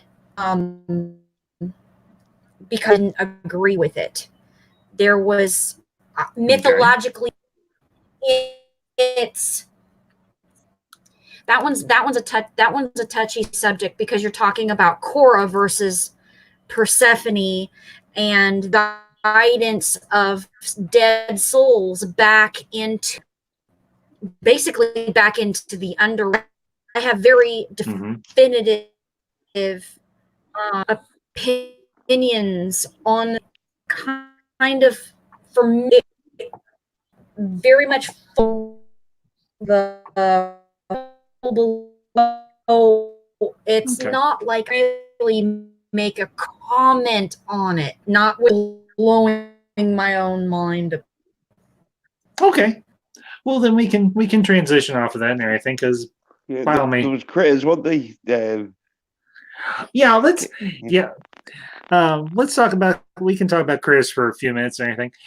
I remember seeing the first Critters movie. I actually saw. I think they did like 2 or 3 sequels to it and everything, and it kind of advances forward into the future and everything, or it goes into space. One of the two. Those little boogers, they were about as destructive as the Gremlins and everything that Steven Spielberg did. And I was saying there was a cross between piranhas and gremlins. Yeah, a little bit. And everything. They were they were the Mogwai's vicious little cousins. Yeah. when they ate everybody in the Hungry Heifer in the second movie, and that door opened, and it's like the Hungry Heifer. I was like, oh my god! And they're just eating everybody in the restaurant. That was epic. I love that. Oh man. Yeah, I mean, and that's another one of those that kind of falls into the category of the modern iteration of the 1950s really cheesy B movie type of horror monster movie. And Jeff B, dude, not cool. Baby Yoda is so much cuter than the Gremlins. But anyway, You know what? It's mentioned Monster Squad. Oh yeah. Oh man. Thank you, Come in the Casey. Wolfman's got nards. and the name is Horace.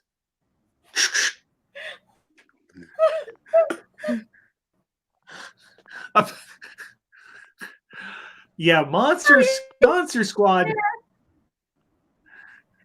No, it's okay. I have heard of Monster Squad, but the only time I have gotten to see any footage of it was back when I still watched Nostalgia Critic, and he did a review of Monster Squad. And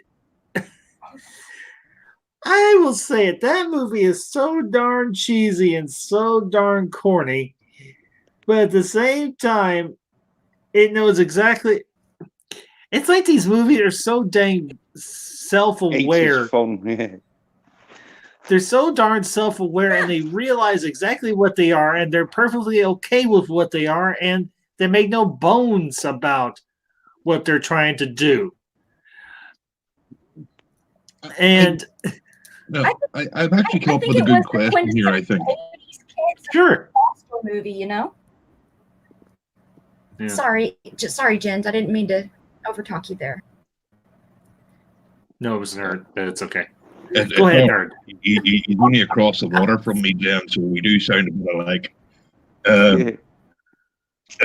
No, I was going to ask, because I know you're a religious person, Ambassador. So when you see something like The Exorcist or the Exorcism of Emily Rose, is that more effective to you because of the religion in it, or does it offend your religion? What's your take on that sort of religion in horror movies? That would take a few minutes to discuss for me to answer, and as long as y'all don't mind, I will give. I won't go heavy theology on it, but I will give y'all my 2 cents on this. Yeah, go ahead, lad. When it comes to movies like The Exorcist or even The Last Exorcism, I didn't see Exorcism of Emily Rose, unfortunately, so I can't really speak to that one too much. But speaking specifically to the Exorcist movie itself, we know from Catholic Church history that exorcisms were fairly common. We even know from biblical scriptures that Christ himself performed what we would consider an exorcism. And this idea of them presenting a case and everything, a fictitious exorcism. But here's the thing. The guy that wrote the book, everything that the movie is based on, actually based his story on a real case of a real life exorcism. This was documented by the church. They did change the names of everyone and everything. The guy that wrote the book, I think the guy that wrote it was Peter Blatley. But dealing with religion in horror movies, if it's done tastefully and it's done appropriately, it does not bother me. And I think what they did in The Exorcist and even in the last exorcism, I'll speak more so to The Exorcist because I remember it more profoundly than I do the last exorcism. The depiction of both Father Karras and Father Marin was done very respectfully. They did follow the for lack of a better term, the procedure that is done. Anything when it comes to how a person performed and how the church does address the prospect of performing an exorcism, because we do have more knowledge now than we did way back when and everything of mental illness, of various types of mental and psychological disorders and physical disorders that might have presented themselves as symptoms of what they would consider an exorcism, when in fact it's just some sort of psychological order disorder or something along those lines. As far as it affects my faith, it doesn't, because as a person of faith, I do realize that while the divine does exist, I do recognize the fact that the demonic as well exists.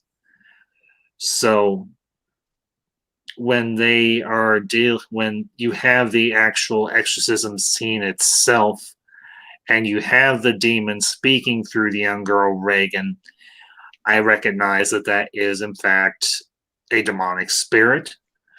I don't have a problem with addressing issues such as this and everything, because it is part of the Christian faith and everything. The idea of the demonic, the Bible does speak of such things. So it doesn't offend my Christian sensibilities. It doesn't offend my faith. It doesn't offend me, even though I am not a Catholic. I am a Protestant.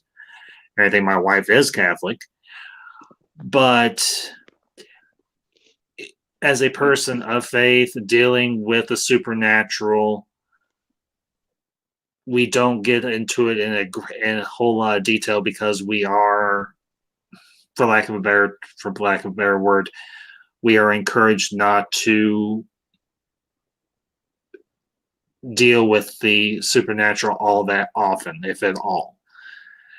And I think we acknowledge that it does exist. We do acknowledge that it is part of the world. But as far as us actively pursuing it, we simply don't. Now, as far as this, now does that answer your question, nerd? Well, it answers part of it. Do you have more of a connection because you are a believer, whereas I might miss something because I'm not a big believer?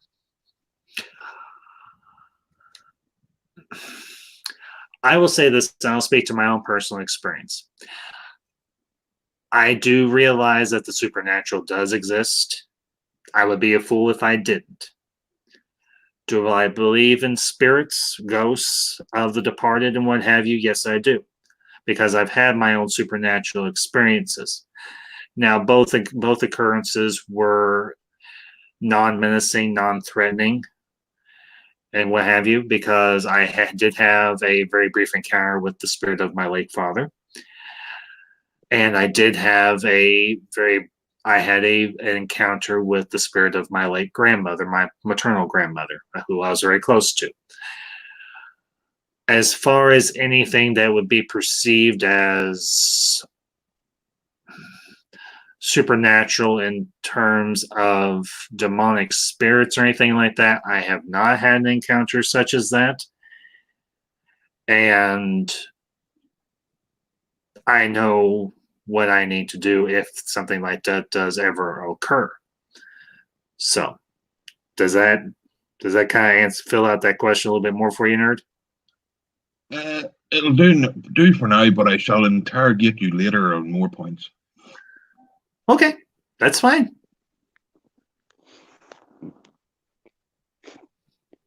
Yeah, talking about horror and things are Christian. One of our favorite films, and I'm a Christian, but not. I won't say like a devoted Christian because I do like stray from the lines a bit, but like yeah, but Trick or Treat, which is real. It's like a horror movie. Yeah, I don't know. I know what you're talking about. Yeah, don't know if any of the others. I've seen the film called Trick or Treat, made in like 1986. Did any of y'all ever see The Prophecy? Yes, I did. That was one of my favorite movies that was ever like that. And having Viggo Mortensen play the devil, oh my God, he is so creepy and so freaky at the end of that movie. And when he's talking about hell and he's like, you can always come to me. My doors are always open, even on Christmas Day. My door's always open for you, because nobody at that point apparently could get into heaven. The having that in there, having any of the religion in there, even in The Exorcist, a lot of the power that is shown is about faith and willpower. And when it comes down to any religion, no matter what you are, because if you asked a Catholic priest or a Baptist preacher, they probably label me as a pagan because I do not follow dogma. But one thing they will all talk about is faith and will, and exercising that faith and willpower. And it's the exact same thing with older religions like the Greeks had and the Romans, and even like Wicca today. It's all about willpower and your faith in what you can put forward. And when you get that in a movie, I don't think it really matters whether you're like, okay, well, this is covered in this book, or this is covered in that book, or this religion worships this, or this religion worships that. When you see The Exorcist, he is fighting that demon with his faith and his will. And it doesn't matter if it's true what he's saying or not. If he believes it and he has faith in it, he has power over it. So anyway, Keith, I have a feeling you wanted to share something. I on with this one. It's about going and fighting for a cause that you in your own heart is good. It's it's compassion, and that in of itself is what we want to what I personally is we are all on this God, I guess would be if I was just to convert, just for brevity's sake, I'm just going to conglomerate that all onto that idea of the positive side of the spiritual, what we know to do the good for the most, for the humanity. Okay, this, and that's I think that's where Loki is coming, is that it really doesn't matter you what believing religion you are. It's where we want to aim for that side, that positive side. That's what we see types of horror movies, especially in you are definitely evil, imposing your will and filling this, that's wrong. That's intrinsically religion you're talking about. Having your own will and having being on the side of the positive, that's government. And so when we believe in that kind of thing, I am agreeing, and I think it's empowering, and it's something that's powerful, horror entertainment, but just overall general message. I hope that means. The only thing I would say to that, Kathia, is I would change the word from God to good. Because people like myself do try to go to a good lifestyle, but we don't follow some of the gods, if you know what I mean. But that's only yeah. Yeah, it's no, that's no. I was just heard that would reflect, to try to communicate that particular idea that you did bring up, the side of moral compass of the positive, the kind of a thing. Often sometimes find myself without terms, so I'll just throw something. Didn't make a definitive term on any of that. No, it's No. I wasn't offended or disagreeing with you in any way. I just, I thought it'd be a better, more incorporative word. That's all. I didn't mean, to take anything away or anything. That's why I don't really do religion. I don't really get into religion or talk about religion because I'm not going to ever tell anybody what they need to believe. I don't expect anybody to try and tell me what I need to believe. I'm definitely not going to tell anybody else what they need to believe.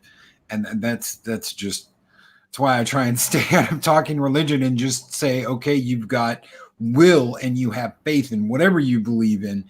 And as long as that is strong and pure and right, that can defeat your enemies when they don't have that. That's what it comes down to, is your will and your faith. Mm-hmm. Well, and I will go ahead. I would say, bit like in End of Days with Schwarzenegger, where he takes on the devil, where the devil's trying to tempt him into like killing the woman, but he like sees a side of good in the kills himself in the end. A spoiler alert, but yeah. Well, and I want to make one thing perfectly crystal clear, and I hope I have in the previous videos where I have discussed matters of faith. Yes, I am a Christian. I am a devout one. Have been the majority of my life to one extreme or another. And yes, I am pursuing a positionary thing within the United Methodist Church. And yes, I am pursuing a Master's of Divinity degree and everything in coordination with that. My goal, I don't want to say goal, my purpose for this channel is not to try and evangelize. If someone asks me to talk to them about the gospel, I absolutely will. If somebody asks me to talk about matters of faith or the Bible, again, I absolutely will. But this channel is not meant to impose my Christian belief or the Christian faith on anyone, because that's not how people are brought to faith. Well, the imposition. Sorry, go ahead, sir. And I may not know what you were going to ask specifically, Loki and everything.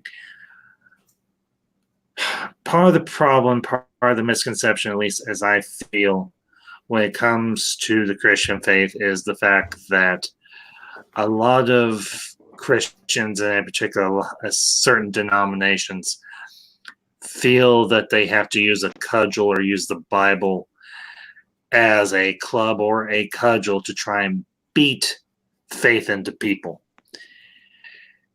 I do not subscribe to that particular theory or that particular method. I think one of the most effective ways is to live as authentic a life that reflects one's own faith, whether it be Christian, or if you are pagan, or if you do not subscribe to an organized religion, but you do have some sort of faith in something. I think living that out in the most positive manner is the best way to have that door open to where people will approach you and ask you about your faith more than trying to shove it down a person's throat, because that wasn't how I was raised in church, and most certainly was not how my Christian faith was actually revived. And I talk about this in my testimonial video. I think I did back in, I think it was October or November. So to every one of you that are in the chat, or to all of you right here, do not be afraid of me trying to push my Christian faith on you, because I won't. If you ask me, I will talk about it. If you have questions, I will do my best to answer them. I am by no means an expert, but I like to believe that I have enough knowledge, or I will do the research to give the best answer I can give. But as far as your own personal beliefs, I'm not going to tell you you're wrong. I won't say I'm antagonistic towards your personal beliefs. It's not my place. You believe what you want to believe. Just like with a person who's homosexual, I will not condemn their lifestyle, but I cannot support it or condone it, whichever way you prefer to frame that. But I will love them just as I love everybody, just as Christ loved everyone. Well, I have to say, I think this is one of the great things about the things we are doing here. You know, we can talk about everything, we can discuss everything openly. You know, even if we don't agree on everything, it's good to hear someone else's side, you know, so we can hear their reality, their what makes them them, you know. And that's one of the good things about the internet, or well, not the internet in general, but you know, these streams and stuff, like, you know, the only thing I would agree on is that, unlike you, I don't love everybody, you know. Well, when I say love, it doesn't conform to what the world would consider love. It's more of I will actually use a quote from Attack of the Clones, when Anakin and Padme are on that ship and everything going to Naboo when they're traveling as refugees. And Padme makes the statement, "I thought Jedi were forbidden to love." And Anakin explains to Padme, well, love is one way of phrasing it, a better way of phrasing it. I'm kind of paraphrasing what Anakin says. And he says to her, well, Jedi are encouraged to love because we are encouraged to show compassion and understanding to everyone. And he kind of summarizes what he says to Padme in this. I think he does it very eloquently. He says, so in many ways, Jedi are encouraged to love, to show compassion to everyone. Now, that's not always necessarily the easiest thing to do, but within my Christian faith, that's what we are encouraged to do. Scripture says, love your enemies. Love your enemies. Into the light. I don't know if that's a last scripture. Into the light. I'll lead your brother. It means try and like convince them to be good in it. Yeah. To kind of paraphrase it, what Anakin said, we are encouraged to show compassion to everyone. And that's very much along the same vein of what Christ did. He showed compassion, he showed concern, he showed understanding to everyone, regardless of their background, whether they were a Jew or a Gentile. And that's something that he passed on to the apostles. So But I think we've Loki, got what were you way gonna off say? topic and Well, everything. you can't bring up these movies and not talk about this because you've got The Exorcist, Granted. you've got The Prophecy, you've got Mhm. even Event Horizon. There's good and evil in the same way in those movies, Oh, yeah. and it's something you got to talk about. So I will disagree with you. I don't think we got off topic. I just think we had to deal with the topic that Yeah. does have a lot to do with this. It's just something that most people don't acknowledge because they just look at it as a horror movie. Well, when you have Yeah. religion that's tied to horror movies, that's just as important as the horror movie. So, Well, The Omen is about out loud connection. Omen is a direct Oh, yeah. connection. You know. Oh, Well- yeah. Well, I mean, Well, for heaven's sakes. There's another. So there Yeah. are Loki's right. Go off topic because Yeah. horror movies that do a film with with, Hellraiser. and it's not just Mhm. Christian religion. A lot that is in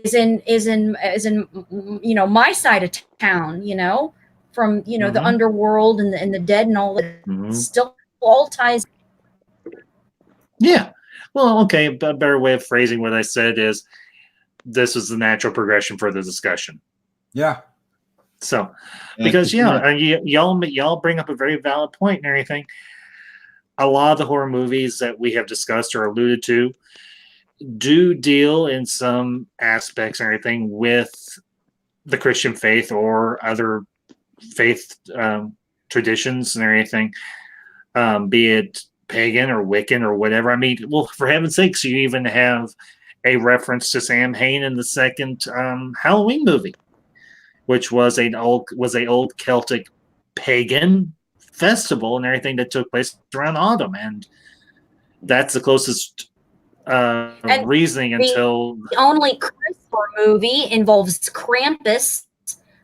I mean, it's not the greatest movie, but it's still that still falls into the category. Well, Yeah. I think the Omen there ties into There's Evil Dead and all. Evil Dead. That's one of my favorite movies. Army of Darkness. Yeah.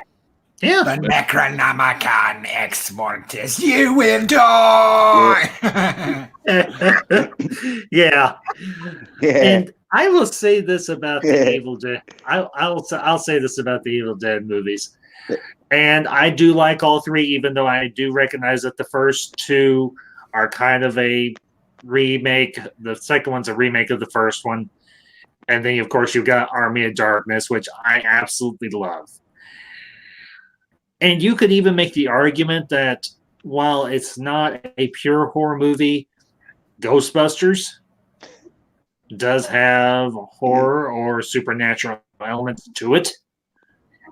I mean, for heaven's sakes, I thought the first two was quite like horror movie. Like the third one in the series, they did start going into like comedy horror, but comedy action horror. Well, yeah, the first actually the second one. Goody little two shoes. A goody little two shoes. A goody little two shoes.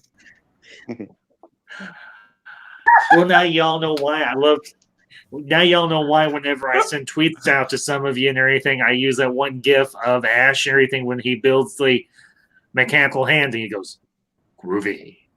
I love that scene. Love that scene. Me and one of my long-term friends me and one of my old friends walked into a Pizza Hut once, and I swear to God that the witch that jumps over the cauldron in Army of Darkness was serving pizza, and I stopped dead in my tracks, and we both looked at each other and went, "You will die!" Because it was her. Here is a fun little fact. Anything, as most of you know, I cover Babylon 5 on my channel, and the actress who played that witch or anything in Army of Darkness is Patricia Tallman. Uh-oh. She's actually the same actress that plays Lita Alexander, the telepath Babylon 5. Really? Yep. And here's the fun fact. She actually married the actor who did the voice of Kosh and wow. Win Chamberlain. Yeah. As far as I know, they're still married. But That's amazing. Yeah. But yeah, Army of Darkness and the Evil Dead movies, they are They set so a precedent. darn campy. And how so? I'm honestly asking. Camp. They definitely set a precedence for later. I remember watching People Under the Stairs and getting that definite Dead vibe. Mm-hmm. Did anybody? Did you get him, Daddy? Not yet, Mama. Oh man. I think it all with Evil Dead. The camera of like where they just get a camera and like run through whatever with it, and it have like a sort of like not like yeah. That started getting popular after Evil Dead. I think Well, and I don't know how well if this would be considered comedic or horrific, but I think it's in the first Evil Dead movie where the young woman is violated by trees. Yeah, the tree roots. It's the roots of the tree. Yeah, it got cut, didn't it? It's like you can get the uncut version, but yeah, quite hard to get.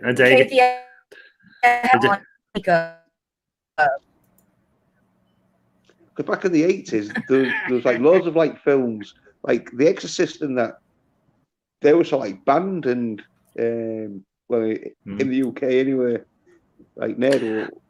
Well, you see, that's why I'm so pro global warming. Kill the trees. And I just the UK thing. If I can throw in here real quick, I got a 4K edition of Army of Darkness, and I shit you not, it's got 4 discs. One of them is the original theatrical cut of Army of Darkness in 4K. The other is a Blu-ray that's a special like editor's cut, an American cut. Then there is the British cut of the movie.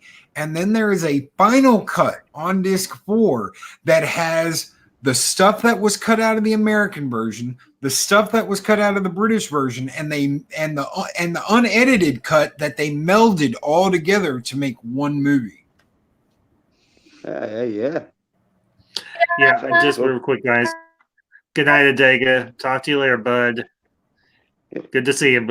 Good to see you, my friend. I'll talk to you later. Loki, I hate you, but I don't hate you. I'm more envious than I actually hate. Why do you hate me? Because you got Army of Darkness on 4K and you've got all these different cuts. I'm like, well, I'll tell you what, I got them at Entertain Mart, and it was just sitting there, and I think it cost $30. But like I said, it's got every cut of the movie they ever did. So I'm sure you can find it. It was only like $30.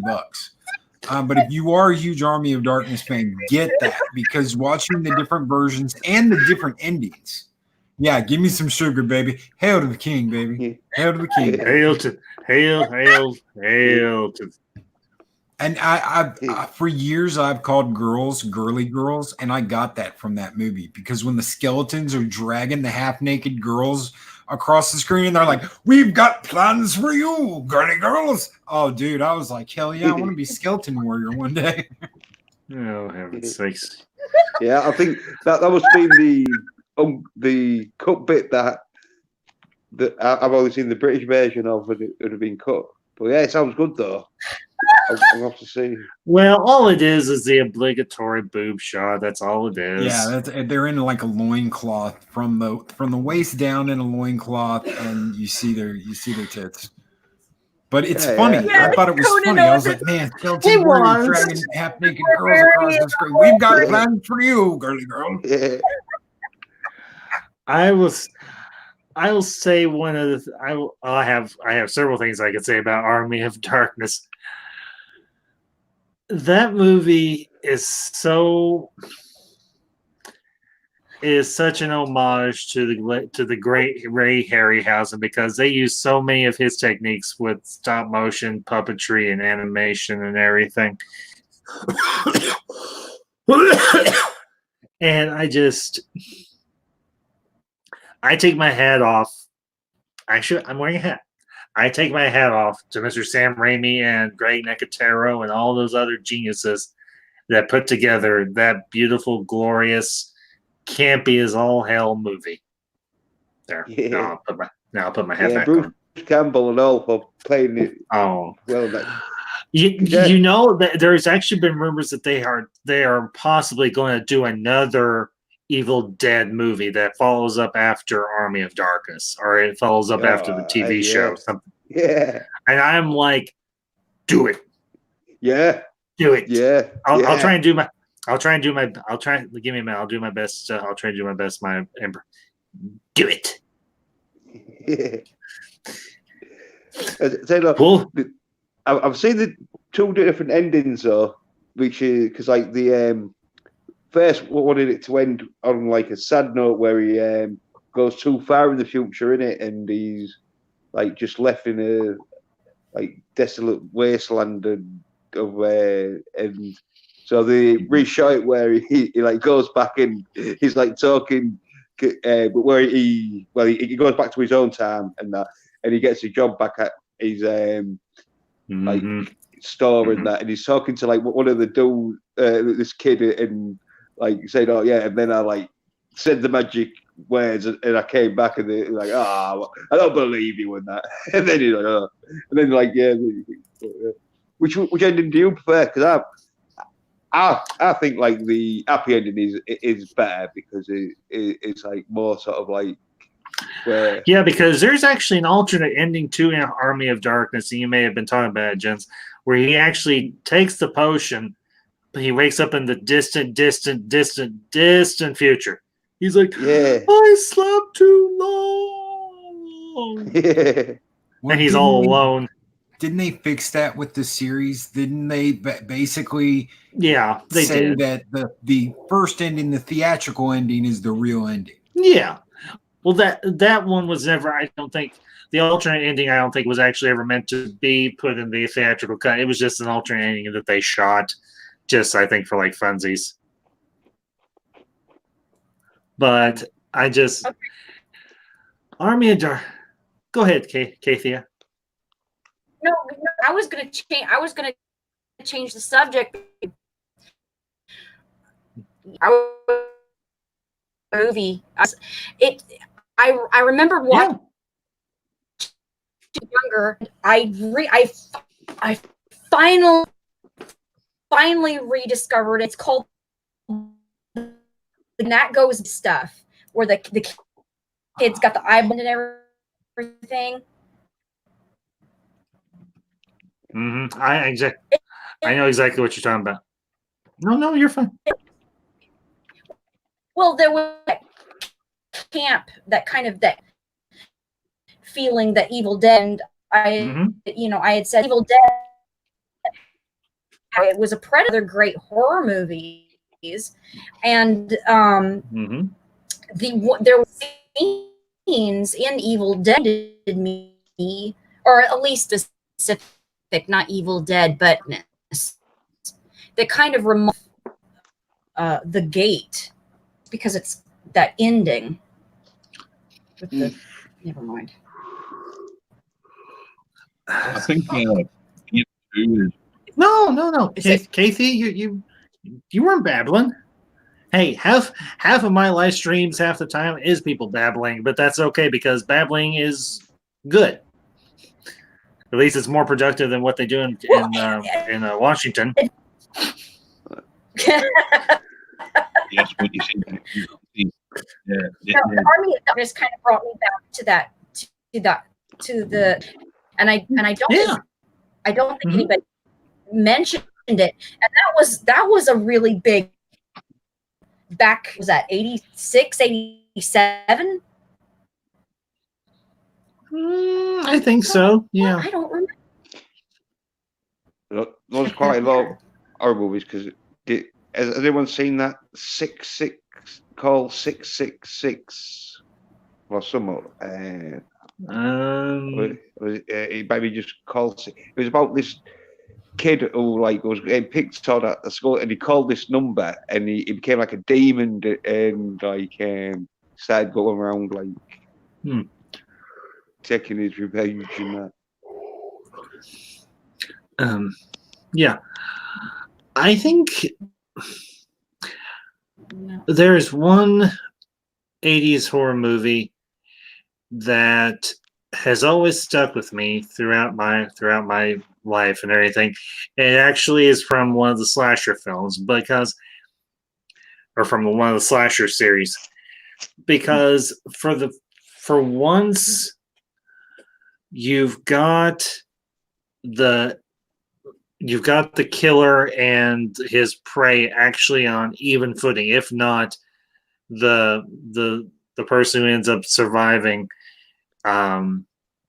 actually has a bigger edge, and that's actually Friday the 13th, The New Blood. And that's actually the one where the girl is a telekinetic.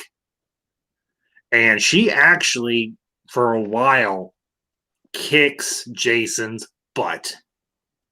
It's one of those few rare occasions where you actually have somebody that's trying to survive an encounter with Jason Voorhees, and they actually, for a good portion of the movie, or the third act of the movie, they're kicking Jason's butt more than he's kicking theirs. And that honestly is one of the Friday the 13th movies that has really stuck with me throughout the years. I know a lot of people say that the Jason and Michael Myers and the Freddy movies got comical after a while because they did so many sequels to them, and I would agree with that. Yeah. Go ahead, Jens. Because I was saying that they did the Freddy versus Jason movie, didn't they? Where it was up in space, where it was a bit crazy. No, that Jens, that was Jason X. Freddy versus Jason is just Freddy versus Jason. Yeah. I got them two Freddy merged into one. Then Let's see. What's another? Jason, I think it was to tell you the truth, because of Freddy's plan. And when it came out, I was really excited. I went to go see it. I enjoyed every minute of it. And as I'm walking out of the theater, I'm hearing, and I have no idea why, I'm hearing all these people going, "Yeah, Jason won that. Did you see what happened?" And blah, blah, blah. And I was like,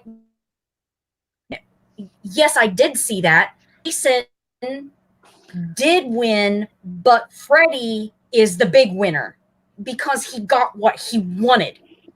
And they didn't understand that. I could not. What is it? Listening to the narrative.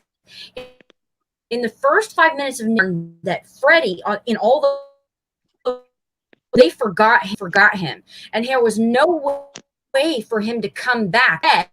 And you don't call it, he can't be resurrected.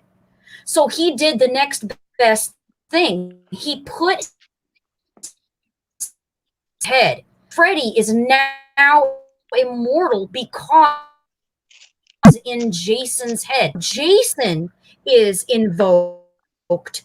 Freddy is as well. Yeah, ended in a draw. Yeah. No, it was not a draw. Freddy got what he wanted, which was immortality. Yeah, and speaking, and he got it by living in Jason's technically head. He was already immortal and everything. He had just been forgotten. But yeah, I would.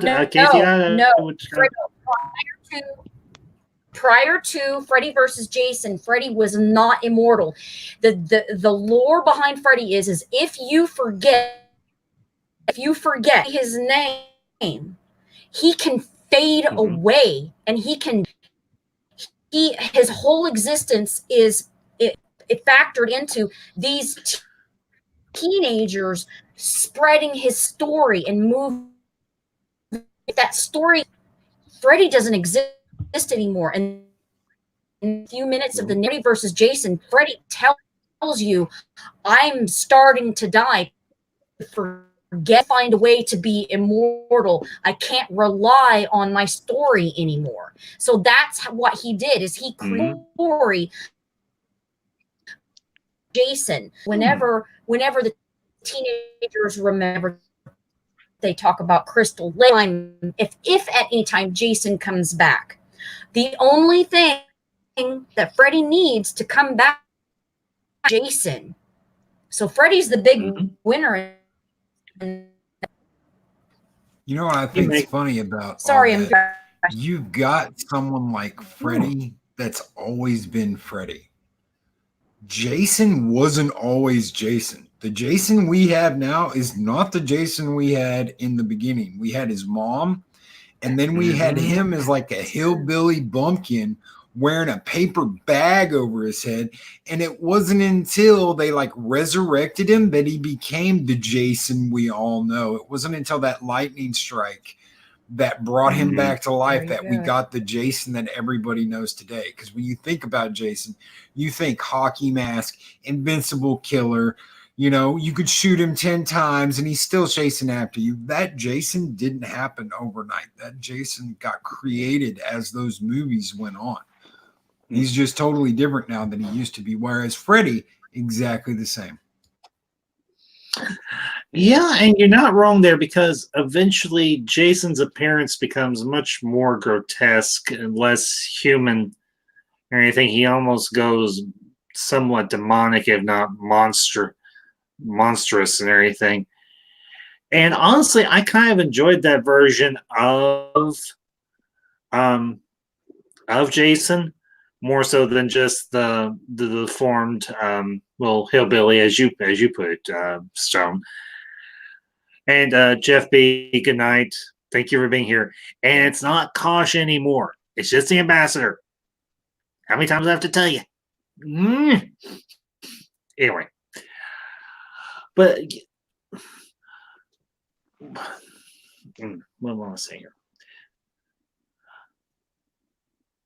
Kind of touching on one that Kathy had brought up earlier, Rosemary's Baby. I have never actually sat down and watched that all the way through, but I have seen the ending. I don't know how many times. And here's a funny thing about Rosemary's Baby. They actually did a TV movie sequel to that and everything.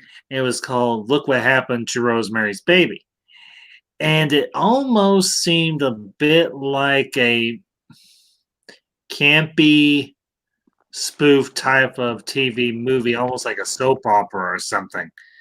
And I don't even remember I don't remember seeing it at all. Yeah, Rosemary Baby, is that the one with the Australian where she's got to choose which baby she's got to leave? Yeah. And Shaya brings up a very good point. We could do horror movies all night, maybe do a theme such as werewolf movies, etc. Yeah, that may American be a good Werewolf idea. in London. Oh, yeah. Well, we already talked about that one for a little bit, but we could always include it again and everything in another stream. Well, I'm gonna. It's 5 o'clock here, so I'm actually gonna go to bed. So yeah, I think we're hitting about 2.5 hours. I think we're going to wrap it up and everything. It's been, and this has been. I think this has been a great stream and everything. And I think we've covered this topic and everything pretty good. But I think it's one too. Just another nerd. It has been awesome meeting you, brother. It's been awesome hanging here tonight with you. And Jens, thank you, brother. It's been great getting to come on, and thank you, Ambassador, for having me on here, man. This has been You're great. welcome. And you and Stone, Kathia, Jens, Nerd, you all know this. You're always welcome if you're free. My channel is open to everybody. I have to say it was nice meeting all of you as well, and I have to say, okay, once you get to know me, you won't be saying that anymore. Oh no, I bet you I will, brother. I bet you I will. No. Yeah, nice meeting. Oh yeah. Do y'all want to plug your channels or anything before we sign off, or anything like that? Oh, just the same thing you said, man. If any of y'all ever want to come on my channel, I do Mornings of Mischief, 8 a.m. Central Standard Time. So for you UK fans, it's -6 GMT. If you guys ever want to come on my show, drop by, hang out, talk in the mornings. I talk pretty much about everything, and I talk a lot of shit. So You don't anytime y'all talk want to crap. come by, you're more You than welcome. don't talk crap. I'm going to use an SJW phrase. You speak truth to power. Thank you. Okay, just for saying that, Ambassador, take the hot Is off. your channel called then Stone Loki? Yes, sir. It's Stone_Loki. Right, yeah. Yeah, I might like pop on and that. Oh, Yeah, like, anytime, man. It'd be afternoons for you. It's Mornings of Mischief is the live Monday through Friday are the live streams I do. So it'd be afternoon for you guys. But yeah, come by anytime if y'all want to come on. Come on, you're all more than welcome. yeah, I think Shay included links to everybody's channels in the chat. So if you go back and check through the replay and everything, well, and I am friends with Stone Loki on Twitter. You can Jens and Nerd and Kathy. I think we're all linked on Twitter, so y'all can find everybody and what have you. So, Kathy, did you want to say anything about your channel, or are you good? Or My channel doesn't necessarily reflect all of my talent and awesomeness. I have problems. I have problems uploading my videos, so it looks very sporadic. I have, like I said, fingers and many eyes, and I'm well cultured in many things. So yeah, anybody wants me to, I'm all for it. I'm excited to have a community because I'm very isolated. So that's happy and smiling on me because I'm with people, my passion. So it's nice just to sit and be and so that's me. Amen. Amen. Jens, Nerd, any final words you want to share, or have you? Oh, yeah, right. Yeah, I've got a channel on that. I'm being posting much, but I did call, which I was like proud of, called the ending to the Rise of Skywalker and that. But it was through leaks and that. Anyway.